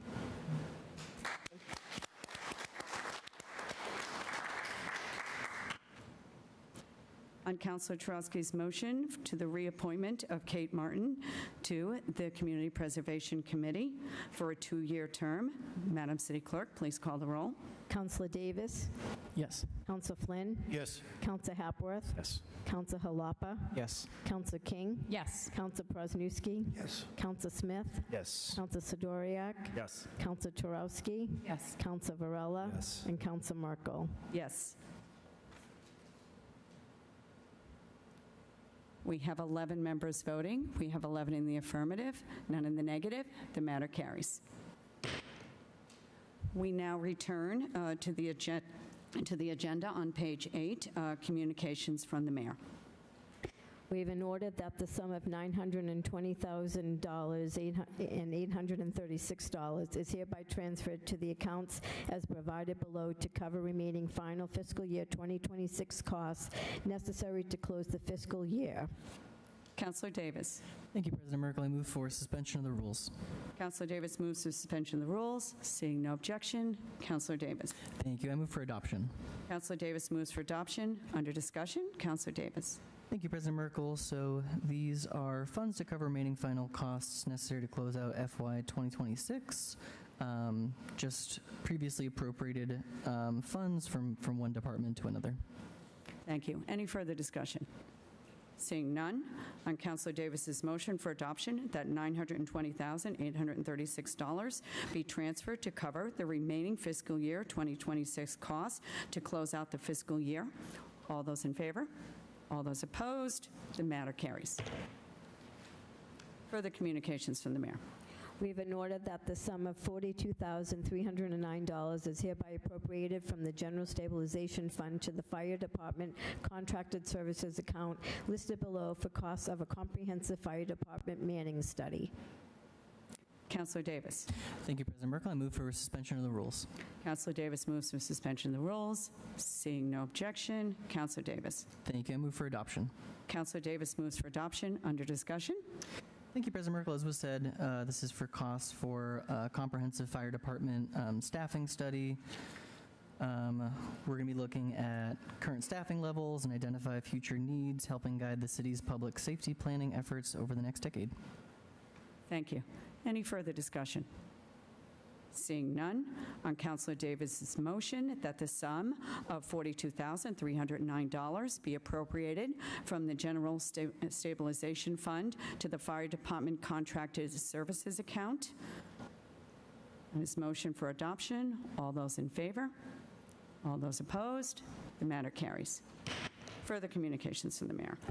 We have an order that the sum of $38,117.89 be hereby appropriated from the golf course receipts reserved and transferred to the following Park and Rec golf course account below for the purchase of HD 300 select spray equipment. Councilor Davis. Thank you, President Merkel. I move for suspension of the rules. Councilor Davis moves for suspension of the rules. Seeing no objection, Councilor Davis. Thank you, President Merkel. I move for adoption. Councilor Davis moves for adoption. Under discussion. Thank you, President Merkel. The order language itself really lays this out super quickly, super well. We're getting that HD 300 select spray equipment, which is a cool-looking machine, so that's about it. Thank you. Any further discussion? Councilor Smith. Thank you, President Merkel. I just want to mention that the HD 300 is very efficient at its water moving, and so that would, hopefully our public commenter from before would appreciate that. Thank you. Any further discussion? Seeing none, on Councilor Davis's motion that the sum of $38,117.89 be appropriated from the golf course receipts reserves for appropriation account and transferred to the Parks and Rec golf course account for the purchase of select spray equipment be adopted. All those in favor? All those opposed? The matter carries. Further communications from the mayor. We have an order that the sum of $14,430 is hereby appropriated from the Salem Common Receipts Reserved account and transferred to the following Park and Ground Maintenance account for the Salem Common light posts, for the painting of him. Councilor Davis. Thank you, President Merkel. I move for suspension of the rules. Councilor Davis moves for suspension of the rules. Seeing no objection, Councilor Davis. Thank you. I move for adoption. Councilor Davis moves for adoption. Under discussion. Thank you, President Merkel. This is an exciting one. The posts for this just came a couple days ago, already installed. And this is, I think, the second or third item on our agenda that we have the Friends of the Salem Common to thank for all of their advocacy for the Salem Common. So thank you to them. Thank you. Any further discussion? Councilor Smith. Thank you, President Merkel. I'll make it quick. Yes, thank you to the Friends of Salem Common, Mike Crowns, also the retiring John Giardi, who after 42 years of service has left the city, and this was the final thing at getting these installed, and I just want to wish him well and thank him for all the hard work, as well as the Friends of the Salem Common, Mike Crowns and Facilities, and the other folks who made this happen, so thank you. Thank you. Any further discussion? Seeing none, on Councilor Davis's motion for adoption that the sum of $14,430 be appropriated from the Salem Common Receipts Reserved for Appropriation account and transferred to the Parks and Rec and Ground Maintenance account for the painting of the Salem Common light posts. All those in favor? All those opposed? The matter carries. Further communications from the mayor. We have an order that per Mass General Law, Chapter 44, Section 64, which allows municipalities to pay for prior fiscal year invoices using current fiscal year appropriations by a 2/3 vote, we have a request from the Engineering Department in the amount of $442.86 for a fiscal year 25 invoice. Councilor Davis. Thank you, President Merkel. I move for suspension of the rules. Councilor Davis moves for suspension of the rules. Seeing no objection, Councilor Davis. Thank you, President. I move for adoption. Councilor Davis moves for adoption, and this will be by roll call vote, 2/3 vote needed. Under discussion. Thank you, President Merkel. So this order is necessary to pay an invoice from Complete Recycling Solutions for pickup and recycling services of mercury-containing items at DPS. As folks know, anytime we have something that we're paying for with one fiscal year for another one, we need a 2/3 vote. So that's the reason for that. Thank you. Any further discussion? Seeing none, on Councilor Davis's motion for adoption by roll call vote that the prior fiscal year invoice for $442.86 be paid from the fiscal year 2026 Engineering Department's Solid Waste Fund budget.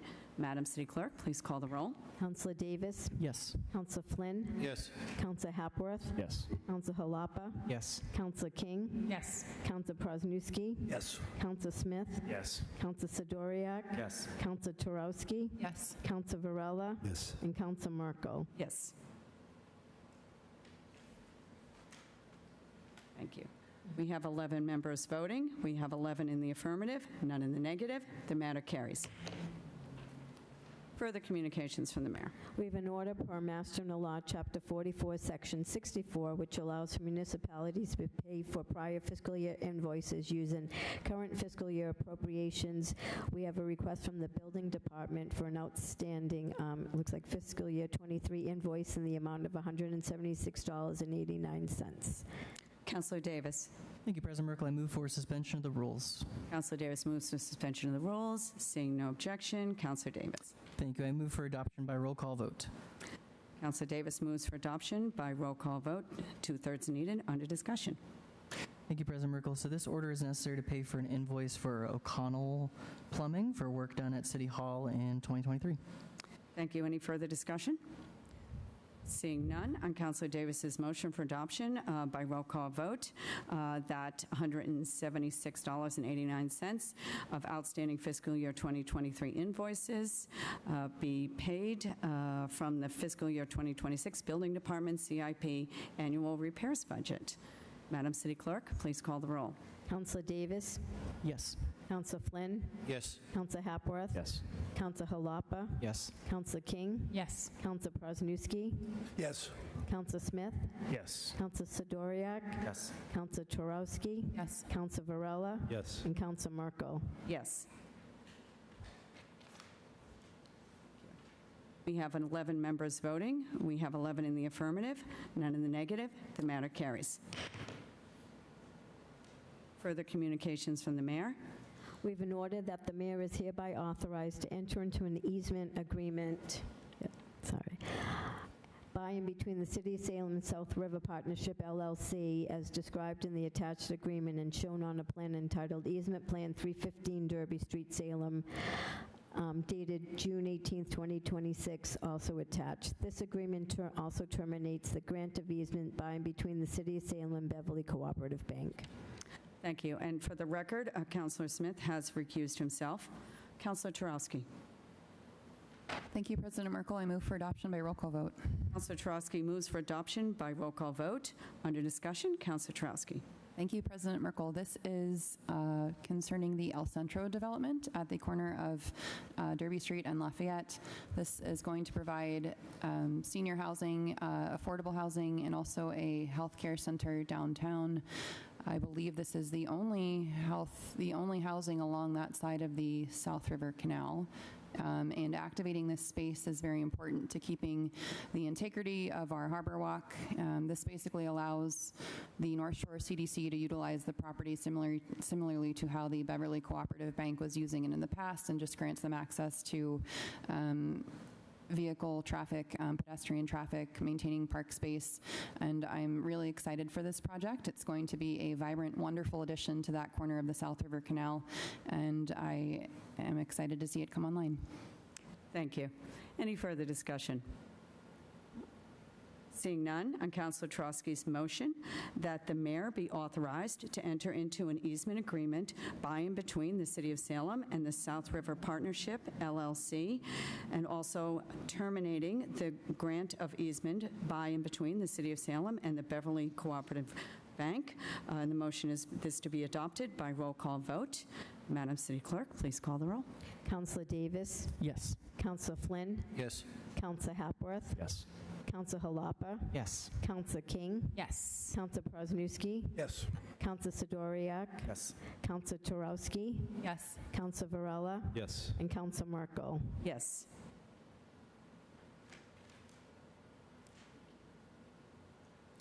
We have 10 members voting. We have 10 in the affirmative, none in the negative. One has recused. The matter carries. For the record, Councilor Smith has returned. Further communications from the mayor. We have a zoning ordinance amendment relative to data centers. Councilor Varela. Thank you, President Merkel. Waive the reading. Thank you. All right. Move to refer to the Planning Board to hold a joint public hearing. Councilor Varela moves that this be referred to the Planning Board to hold a joint public hearing. Under discussion, Councilor Varela. Thank you. I'll be brief. Thank you.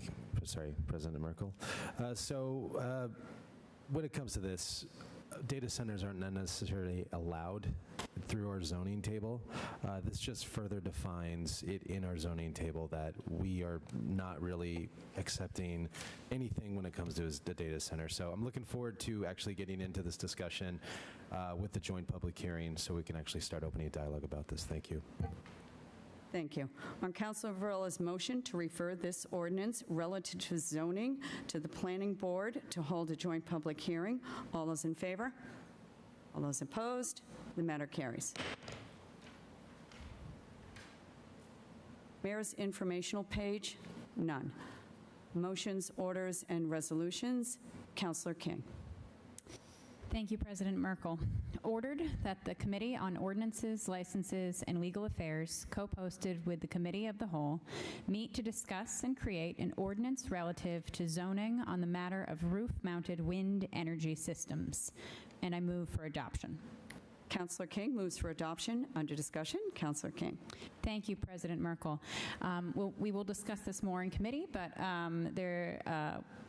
constituent actually brought this to myself and discussed with some others. And essentially in Salem, most of our rooftop energy language in zoning is written really only around solar, as if it's the only rooftop energy option. And in other parts of the world, especially in coastal communities like Salem, there's actually a really common use case for small, compact, roof-mounted wind systems.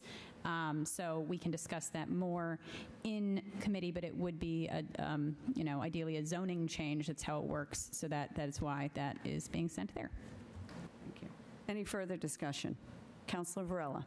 Thank you, President Merkel. I'm happy to see this come in, and obviously, being chair of OLA, I will entertain a meeting about this. I think it's really important to note that right now there's no pathway for a resident to adopt wind-mounted on their roof, and I think that it's something we really need to look into. I think that energy costs are not getting any cheaper, and we need to make sure that we create a pathway for our residents to basically take energy in their own hands if they shall wish. So happy to see this come in. This is just our city being creative and allowing for other uses that I feel that are appropriate. Thank you. Thank you. Any further discussion? Councilor Halapa. Thank you, President Merkel. I'm also very excited to see this come, hopefully go to committee and have this discussion. There was something that I was reading about the other day, and I'm going to be vague because I don't remember the specifics, so fact check me on your own time. But there's some concern that as soon as next year, the United States will be running out of energy, and that should be very alarming to everyone. And this is, I appreciate, dare I say, a preventative measure to try to assist the residents of Salem in our energy independence. I think this is a great idea, and I'm looking forward to sending it to committee. Thank you. Thank you. Any further discussion? Seeing none, on Councilor Smith's motion for adoption that the Committee on Ordinance, License, and Legal Affairs, co-posted with the Committee of the Whole, meet to discuss and create an ordinance relative to zoning for roof-mounted wind energy systems. All those in favor? All those opposed? The matter carries. Further motions, orders, and resolutions. Councilor King. Thank you, President Merkel. In the year 2026, an ordinance... the reading. Thank you. And I move to refer this to the Planning Board to hold a joint public hearing. Councilor King moves that this be referred to the Planning Board to hold a joint public hearing. Under discussion, Councilor King. Thank you, President Merkel. I will also be brief. So this came out of some discussions this past week about housing and just improving and tidying up our zoning language. Last year, the city undertook a long public process to eliminate parking minimums for multifamily dwellings in Salem.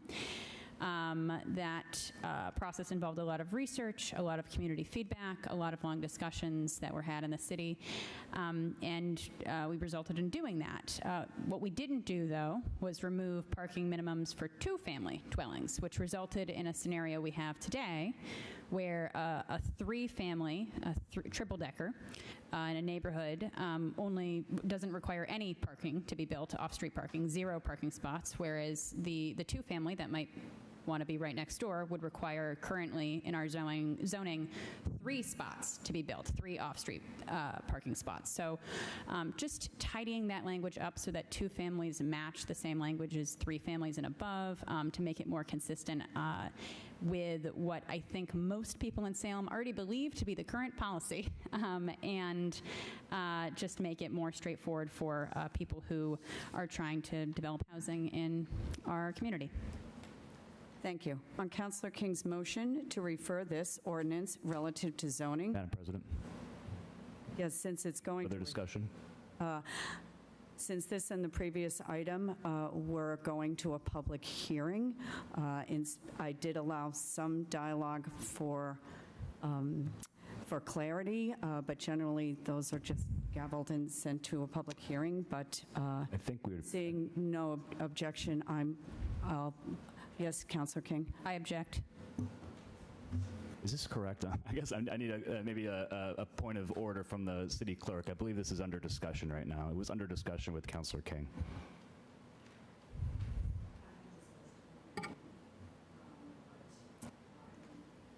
There's no rule that this goes straight to a public hearing right now. This is a vote that we're taking. Okay. I will call a 2-minute recess to check on the rules on this. Seeing no objection for a 2-minute recess. Thank you. We are recessed.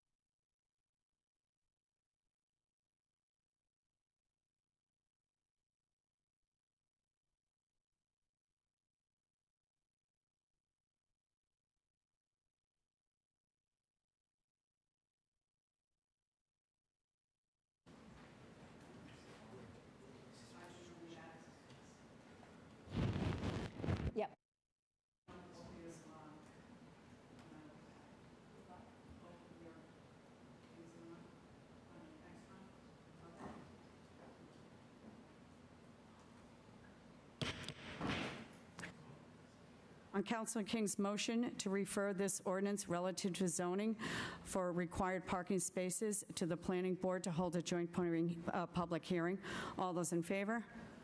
All those opposed? The matter carries. Are there any additional motions, orders, and resolutions? Seeing none, committee reports. Councilor Prosnowski.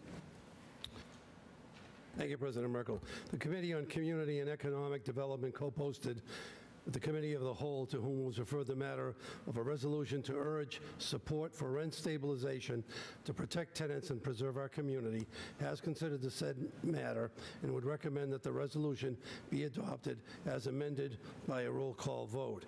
And I move to adopt as amended by a roll call vote. On acceptance of the report, all those in favor?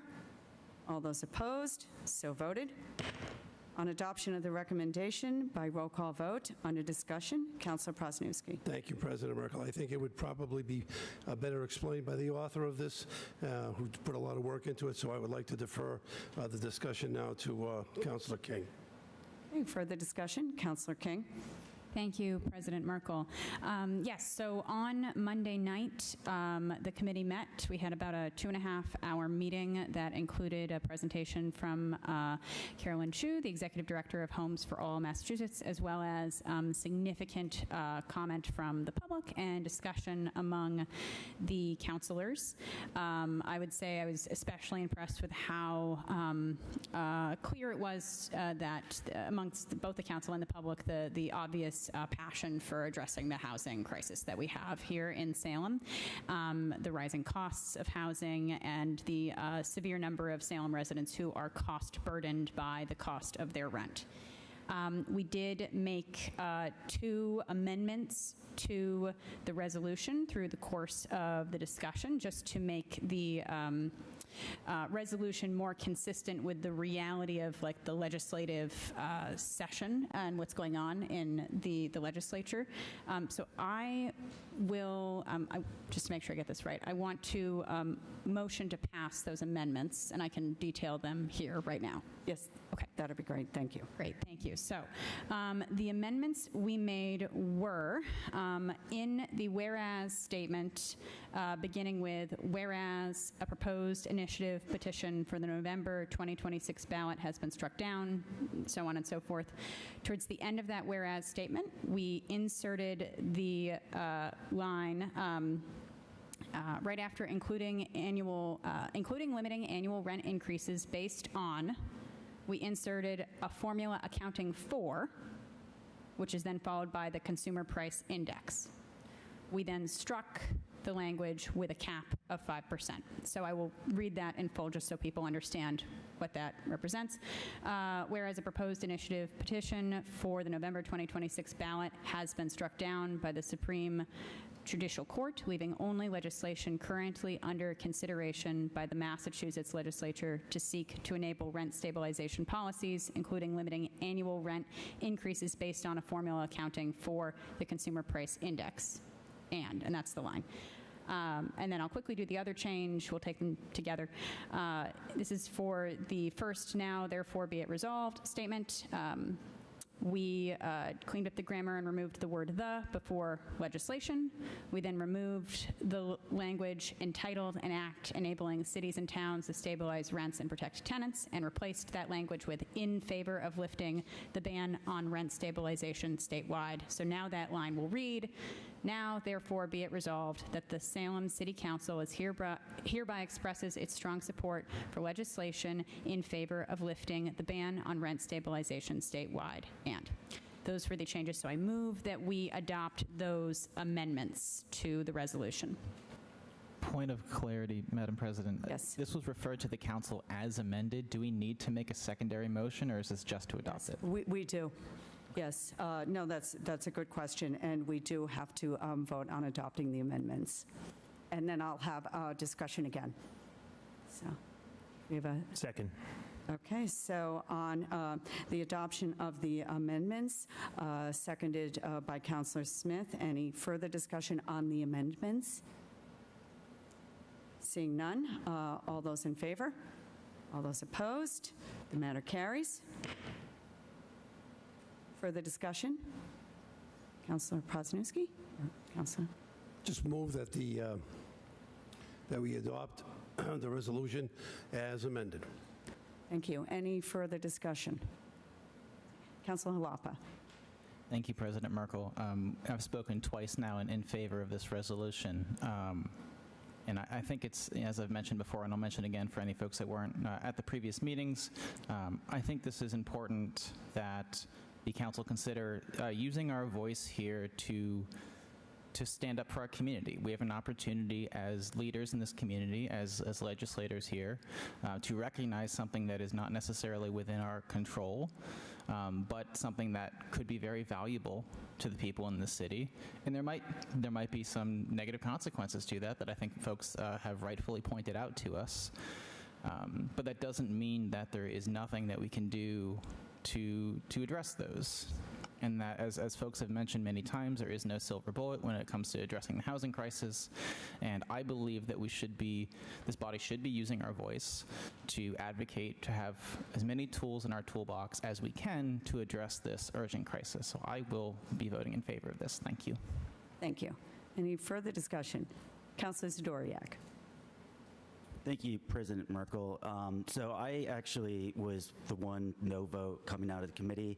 That is because mostly I had difficulty wanting to be a yes vote because of procedural reasons, and then also I am very worried about the unintended consequences of this bill, or, well, the policy if it changes over.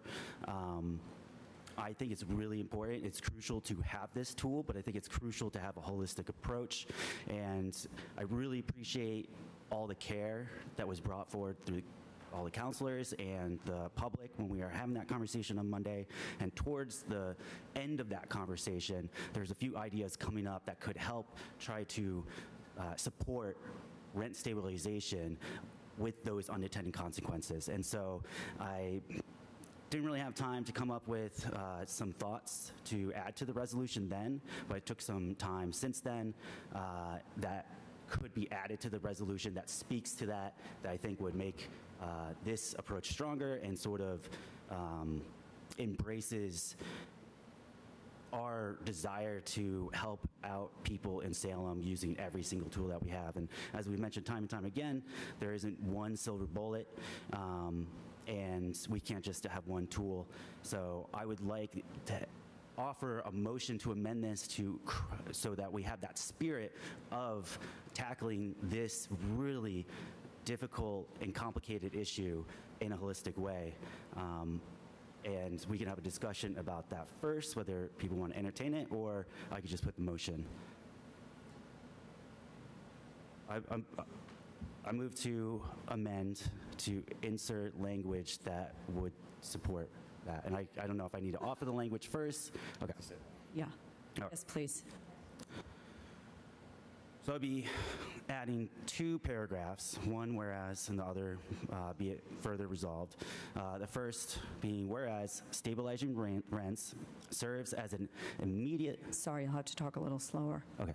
Whereas stabilizing rents serves as an immediate safety net to prevent tenant displacement and must be paired with proactive local and state policies that actively unlock new housing production to permanently resolve the structural supply crisis driving Salem's housing crisis.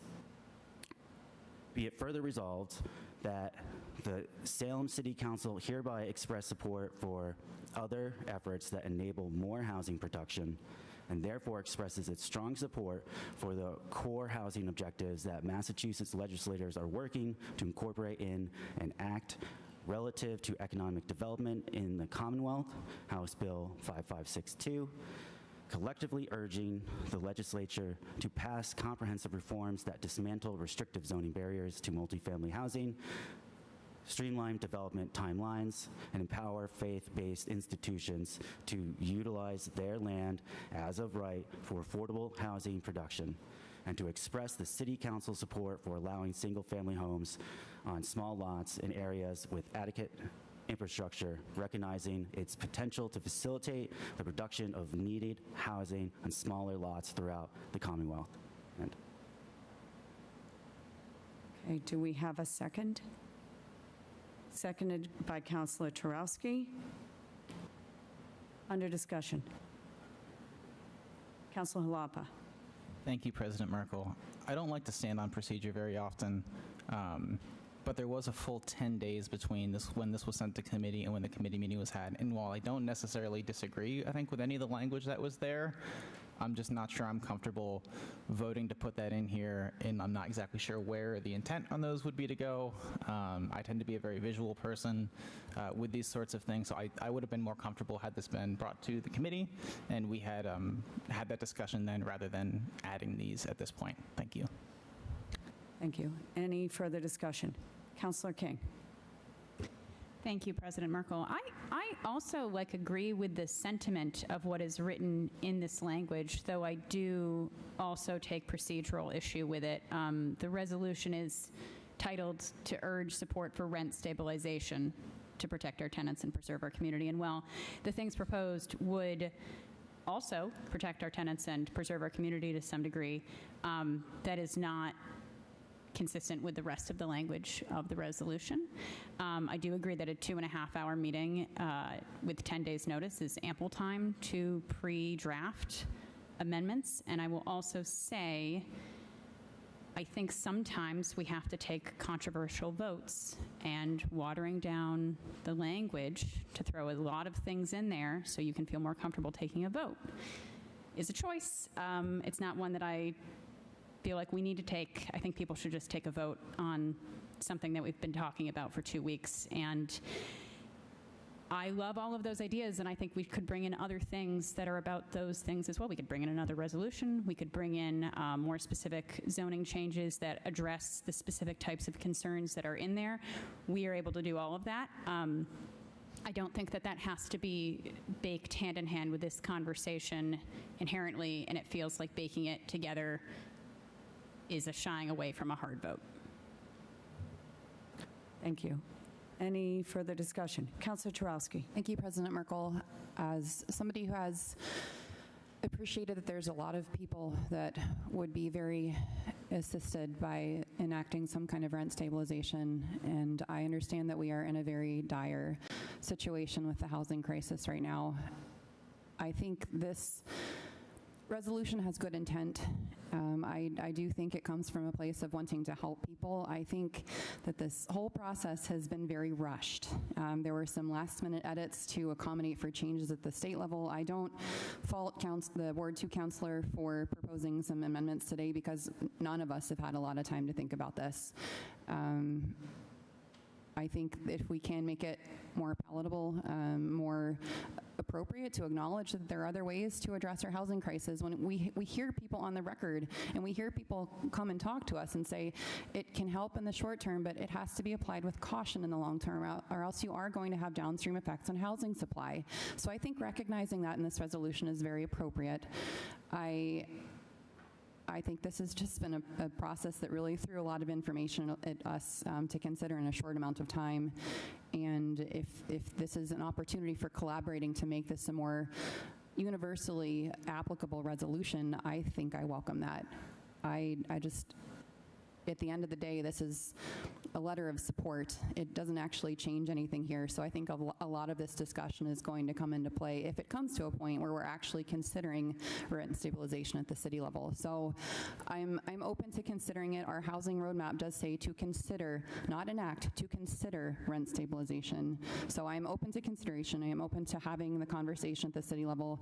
I am open to allowing this to be a way that we can try to address our crisis, but we are going to have some hard conversations if this ever comes to a place where we're trying to do this at the city level. And I think the Ward 2 councilors' comments acknowledge that, and acknowledge that this is a multi-pronged approach to address our housing crisis. Thank you. Any further discussion? Councilor Smith.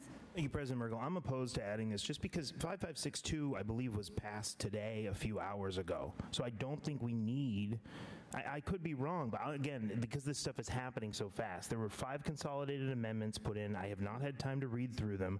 I don't know what we would be supporting. I think it's too late in the game to throw this in right now. The House is at the end of their legislative session. We have vetted and discussed rent stabilization, but we have not discussed what is in this larger economic development bill that I believe passed and has now been moved on to the Senate. So maybe that's where we need to talk to. I think this would be a separate resolution that would require a whole other meeting, which we unfortunately do not have time for. So that's why I would be opposed to this, only because I think it's a little bit too late, whereas we can still advocate for a compromise bill at the House around rent stabilization, which is another tool that we could use in addition to these things to help make the lives of our residents better. Thank you. Point of clarification, Madam President, Yes. is the Ward 2 Council referring to the amendment or to the resolution? Councillor Smith? Our amendment or resolution, our amendment? Or, I'm sorry, the amendment on the table now from the Ward 3 councillor to our resolution. I am referring to the amendment. Our resolution is still active and open. But again, in the mere hours since this was sent to us, I believe there has been movement at the State House around maybe 2 p.m., 3 p.m. So things change rapidly over there. So that's why I think we would need to take more time to consider this, unfortunately, because while it's all great ideas, I do believe it may be too late. Well, not too late. It's great. Did it. So we can celebrate that already. Good question, and this is still under discussion for the Ward 3 councilors' proposed amendments, seconded by Councillor Turowski. Any further discussion? Councillor Sidoriak. Thank you, President Merkel. I'm happy to make changes so it better reflects core sort of policies that help with the housing crisis, but I understand that things do move fast. I don't want to belabor this too much because it's just a resolution about policy questions out there in the world is not actually going to be binding. So I'm happy to move forward and move to do a vote on the amendment. Okay, so for clarity, you're not withdrawing your proposed amendments. You're I'll expressing welcoming. Move on to the vote. I'll take that back. I'll leave the discussion. If anyone wants to amend the amendment to remove the specific bill language and leave the other policies in place, I'll entertain that. Any further discussion? Councillor King.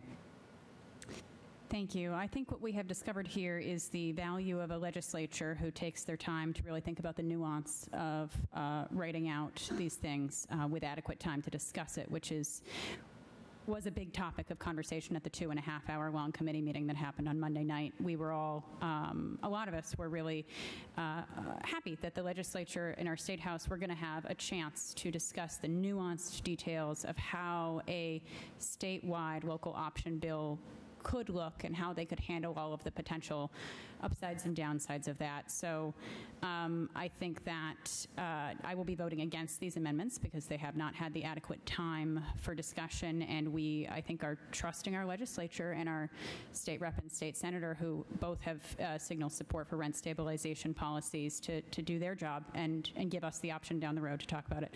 I also just want to quickly address the comment about this being a rushed process. This ballot question was on the ballot officially as of last November. That is 8 months ago by my math. And I know a lot of people in this room filled out lots of questionnaires last year when they ran for office, where a common question was whether or not you support rent stabilization. So I know many of us have actually already taken a public stance on that. So I understand that the resolution was introduced with the appropriate number of days, time period, before it became public information at a meeting, because we follow open meeting law here. But the topic of rent stabilization should not be new to people in the council. Thank you. Any further discussion? Seeing none and seeing no proposed amendments to the amendment that was proposed by the Ward 3 councilor, unless you'd still like to comment? I would propose to amend my amendment to remove the language title of the bill. Okay. Do we have a second on that? Okay. Seconded by Councilor Tarowski. So for clarity, we are voting on the proposed amendment by the Ward 3 councilor we're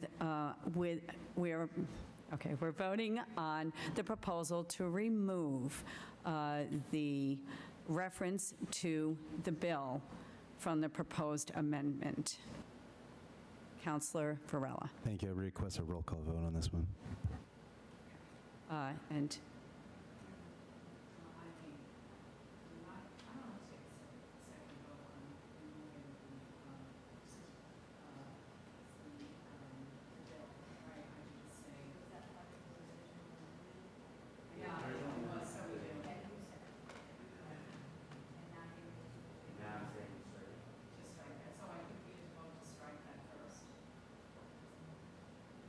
Point of clarity, is it possible for the Ward 3 councilor to retract the original motion and make a new motion with the language that is preferred?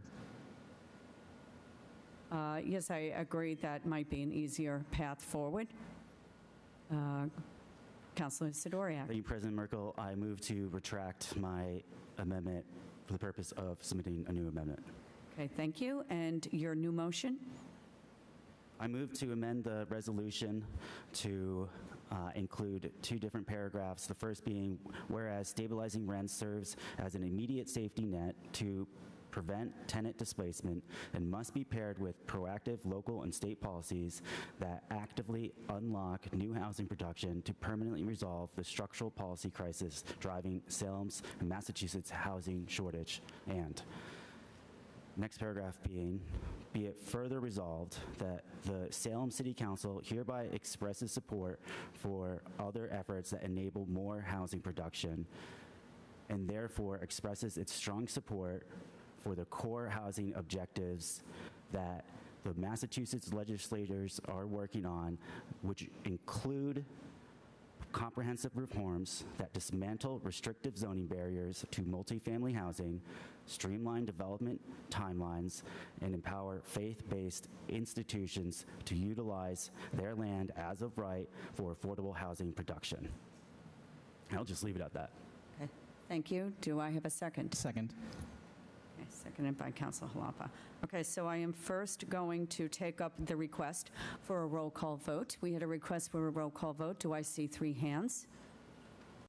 Okay, we will be having a roll call vote on Councilor Sidoriak's motion,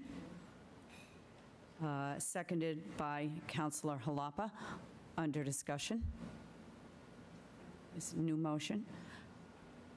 Ms. Councilor Hapworth. Thank you, President. I just want to say quickly, like, a resolution should not be controversial. A resolution should not be a hard vote.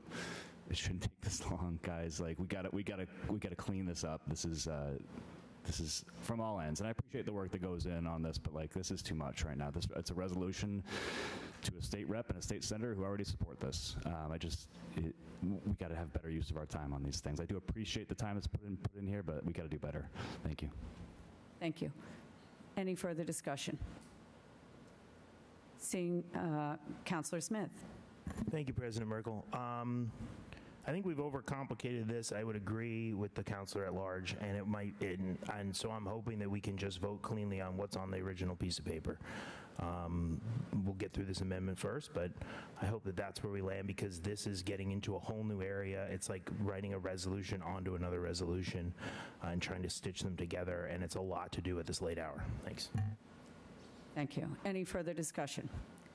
Seeing none, on Councilor Sidoriak's motion for his proposed amendments, seconded by Councilor Jalapa, via roll call vote, Madam City Clerk, please call the roll. Councilor Davis. Amendment. No. Councilor Flynn. Yes.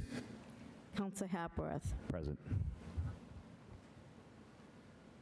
Counselor Halapa. No.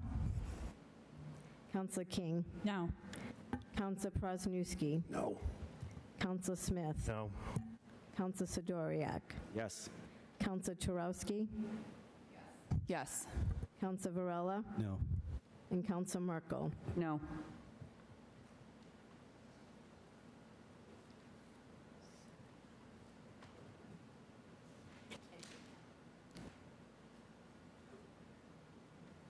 Thank you. We have 11 members voting.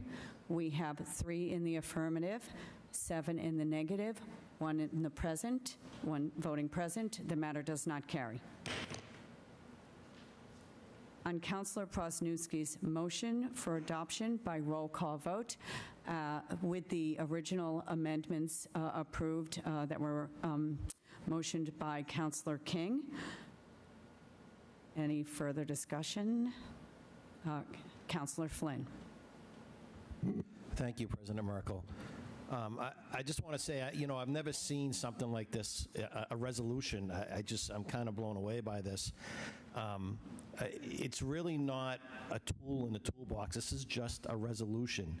As the good at-large councilor said, our state rep and our state senators already support this. I don't know why we're going back and forth like this.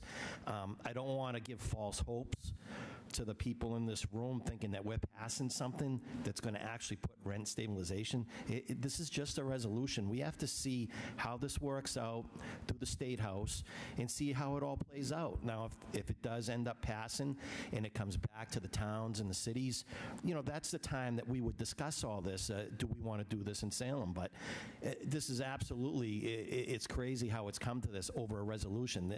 Resolutions aren't supposed to be like this. It's supposed to be something most times that people we all agree upon. Now it's growing into something that it's just layers upon layers. So I really think we should slow down on this and just sit back and see how this goes in the State House, and then we can make a decision from something we can actually act on, because it's not a tool in the toolbox. It's just a resolution. Thank you. Thank you. Councilor Prosnewski, I believe, was next. Thank you, President Merkel. This resolution is just a simple message to the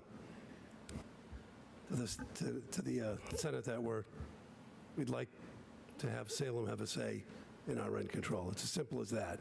We're sending them a message. Salem makes a choice. Simple as that. There's an old saying that too many cooks spoil the soup. Boy, we got too many people in the kitchen right now and way too many ingredients, and this soup is coming out real lousy. So I will go back to the simple resolution that we initially adopted in committee, and just let's send them a message that Salem would like to choose rent control. Thank you. Thank you. Councilor Davis. Thank you, President Merkel. I want to push back a little bit on the idea that this was like too much of a process, right? I think this was like fantastic. We've had 3 meetings now about something where I don't think we've seen more kind of public comment and engagement and just thoughtfulness around an issue. I hesitate to consider something that many people are coming to tell us that they care about and have a lot of thoughts to share with us about. The amount of emails we've gotten is something that was somehow a waste of time. I completely reject that. Anyone that's knocked on doors in the city, as we all have, knows that this is the most important. Housing is the most important issue in this city to folks. The crisis is a crisis. I understand that this is a resolution. Right before this conversation, there was an ordinance change to unlock the power of the free market, which is something we all agree on in terms of the parking burden that we have, the fact that we're overparked here in Salem, it was brought in by the same councilor that brought in this resolution. I think the people that were most in favor of this resolution would have been happy to pass it the day that it was brought into council, and then it would have been a longer process. So I'm confused by the comments, and I just don't think we should be dismissive of something that has clearly been such an important process and conversation to the people that live here, and many of them are in this room. Thank you. Thank you. Councilor Turowski. Thank you, President Merkel. I was on the Transportation Commission for some time before I was on City Council, and I'm on the record as saying that I support automated traffic enforcement, and that is a hot take in Salem nowadays. And I would be foolish to think that I could bring forward a resolution to say that this body supports Senate Bill 2344, which supports automated traffic enforcement. If I put that forward, I would be assuming that everybody in this room agrees with that. And I know for a fact that not everybody in this room agrees with that. So I would not put that forward. And I agree that we should be looking at every option we have. I agree that this is just something to let us have a conversation locally. But when I say that I object to the way that this was brought forward, it's because I don't think it's fair to assign a resolution to a controversial topic and put words in people's mouth and say that they have strong support for something when there have been many people that come forward and say that we don't have strong support for it. And I think overlooking those voices is wrong. Just like assuming that people would be okay with automated traffic enforcement is wrong. I just think that this is, and this is my last I will say about this because it's 9:15, but I support the idea, but I do not agree with the way that this came to us. Thank you. Councilor Jalapa. Thank you, President Merkel. At the risk of extending this more, I think there's a really interesting question before the council right now, and it's how do we as a body want to use our voice and use the platform that we have? I take no issue with putting forward controversial resolutions, ordinances, you name it, and we all have an ability to vote against things, and I think if someone wants to do that, you are welcome to do that. I personally feel that, especially with matters as urgent as the housing crisis, I don't think that it's right that we sit back and don't use the voice and the authority that we're given to all of us by our constituents. I think it's important that we take stances on things, whether we're for or against things, and we own those decisions as a body. I think that's how representative democracies work. I'm glad to see this discussion here. I know we don't all agree on this, but I think the community is better for it. Thank you. Thank you. Any further discussion? Councillor King. Thank you. Thank you, President Merkel. I think this conversation has definitely devolved into a process conversation, so I just want to put a final note on the fact that this is a really important topic to people who live in Salem, and you can vote whichever way you want, but I'm happy we had a conversation as a community, and that is the most important thing that matters, is that our community is involved in the decisions we make as a council. And I think there was some fantastic long-term takeaways on the broader housing conversation out of it. And I think that we as a council have some really great additional priorities that we all discussed. And I think that is the biggest and most powerful takeaway. So I would like to, I think it's called force the question. I'd like to vote if we can. Thank you. Any further discussion? Seeing none. On Councilor Prasnewski's motion for adoption as amended, as with the original amendment by roll call vote, the resolution to urge support for rent stabilization. Madam City Clerk, please call the roll. Councilor Davis? Yes. Councilor Flynn? No. Councilor Hapworth? Yes. Councilor Jalapa? Yes. Councilor King? Yes. Councilor Prasnewski? Yes. Councilor Smith? Yes. Councilor Sidoriak? No. Councilor Turowski? Yes.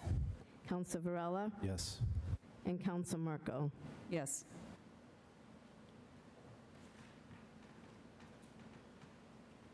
We have 11 members voting. We have 9 in the affirmative, 2 in the negative. The matter carries.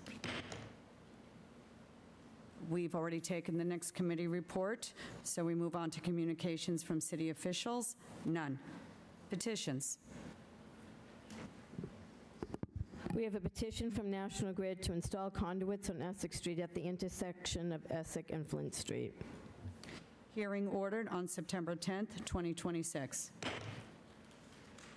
Further petitions.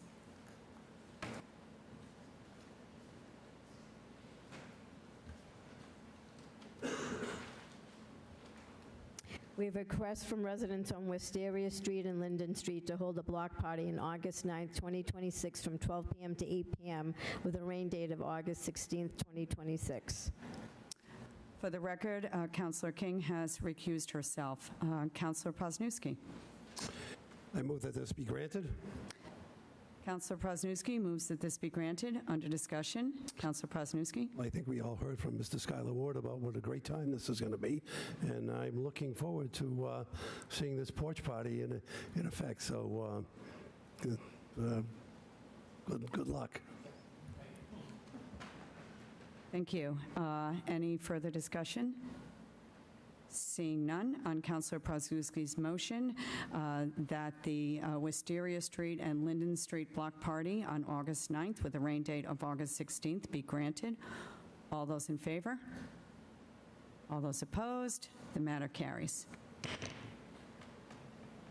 Further petitions. We have a request from residents of Clark Street to hold a block party on September 12, 2026 from noon to 5 p.m. with a rain date of September 13th, 2026. Let the record show that Councilor King has returned. Councilor Sidoriak. I move that this be granted. Councilor Sidoriak moves that this be granted. Under discussion, Councilor Sidoriak. It's block party, or thank you, President Merkel. It's block party season, so very excited that Ward 3 is gonna be able to have some of that magic, and I'm looking forward to attending, and everyone else is invited. So thank you. Thank you. Any further discussion? Seeing none, on Councilor Sidoriak's motion that the Clark Street block party on September 12th with a rain date of September 13th be granted. All those in favor? All those opposed? The matter carries. Further petitions. We have the residents of Lemon Street Court. Councilor Smith. Hold on. Oh. Requesting a block party to be held on July 25th, 2026 from 4 p.m. to 8:30 p.m. with a rain date on July 26, 2026. Councilor Davis recused himself. Yeah. Yeah. Yeah. He's recused. I'll just add as a point of clarity or a point of order, unless you have a financial interest, you don't need to recuse yourself just because someone lives on a street. But. Okay, for the record, Councilor Davis has recused him. Okay. There's no recusal on this order. Councilor Smith. Thank you, President Merkel. I love this little street. Kyle's moms live there. Lemon Street Court is Councilor Davis's mom. Well, you know, it's a great place for a block party. Small little street. It really doesn't affect any traffic. I know a lot of the people on that street. Fantastic folks, and I think they're going to have a lot of fun. As Ward 3 Councilor said, it's block party season, so I move this be granted. Thank you. Any further discussion? Seeing none, on Councilor Smith's motion that the Lemon Street Court block party on July 25th with a rain date of July 26th be granted. All those in favor? All those opposed? Matter carries. Further petitions. We have the residents of Warner Street requesting a block party to be held on September 6, 2026 from 1 p.m. to 11 p.m. Councilor Smith. Thank you, President Merkel. This was granted last year. They went till 11. Seems a little late. Goes right up to the noise ordinance, but they were without incident last year, so I think we can grant that again this year. So I move this be granted. Any further discussion? Seeing none, on Councilor Smith's motion that the Warner Street block party on September 6th be granted. All those in favor? All those opposed? The matter carries. Further petitions. We have a long list of these licenses for public guides, taxi operator licenses, and vehicle for hire operators only.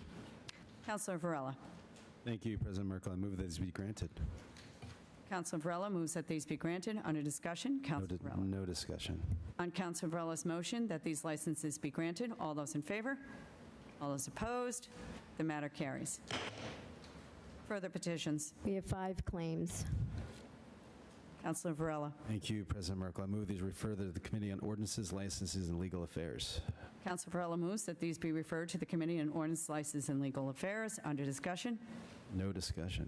On Councilor Varela's motion to refer these claims to the Committee on Ordinance, Licenses, and Legal Affairs. All those in favor? All those opposed? The matter carries. Unfinished business, none. Councilor Prosnewski. Thank you, President Merkel. I'd like to take a point of personal preference before we adjourn. Motion for personal preference. Proceed. Thank you. I think we all got a letter on our desks earlier from Madam Clerk that her intent to retire soon, and this is actually her last council meeting as city clerk, so we will no longer have the opportunity of having her guide us on this, and I think even the public can see what an important role she plays, especially for those sitting at the podium, and as the few of us did here, had to seek her help during the meetings. I'd just like to say that, tonight, Madam Clerk, this marks your final city council meeting before your well-earned retirement. I just wanted to take a moment and publicly thank you for the many years of your dedicated service to the city of Salem.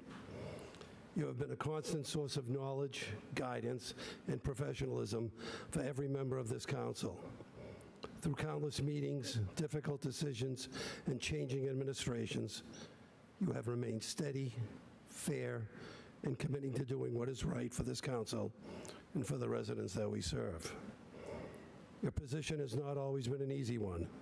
At times, you were subjected to criticism and personal attacks that were both unfair and unnecessary. Yet through it all, you never allowed those moments to diminish your professionalism, your integrity, or your commitment to the office that you held. You handled every challenge with dignity and grace, and I know many of us deeply appreciate that. On behalf of myself, I believe my fellow councilors, and the many residents of Salem, thank you for your many years of faithful service. Congratulations on your retirement, and may this next chapter bring you good health, happiness, and opportunity to enjoy all the time you so richly earned. You will be missed, and I wish you nothing but the very best. Thank you.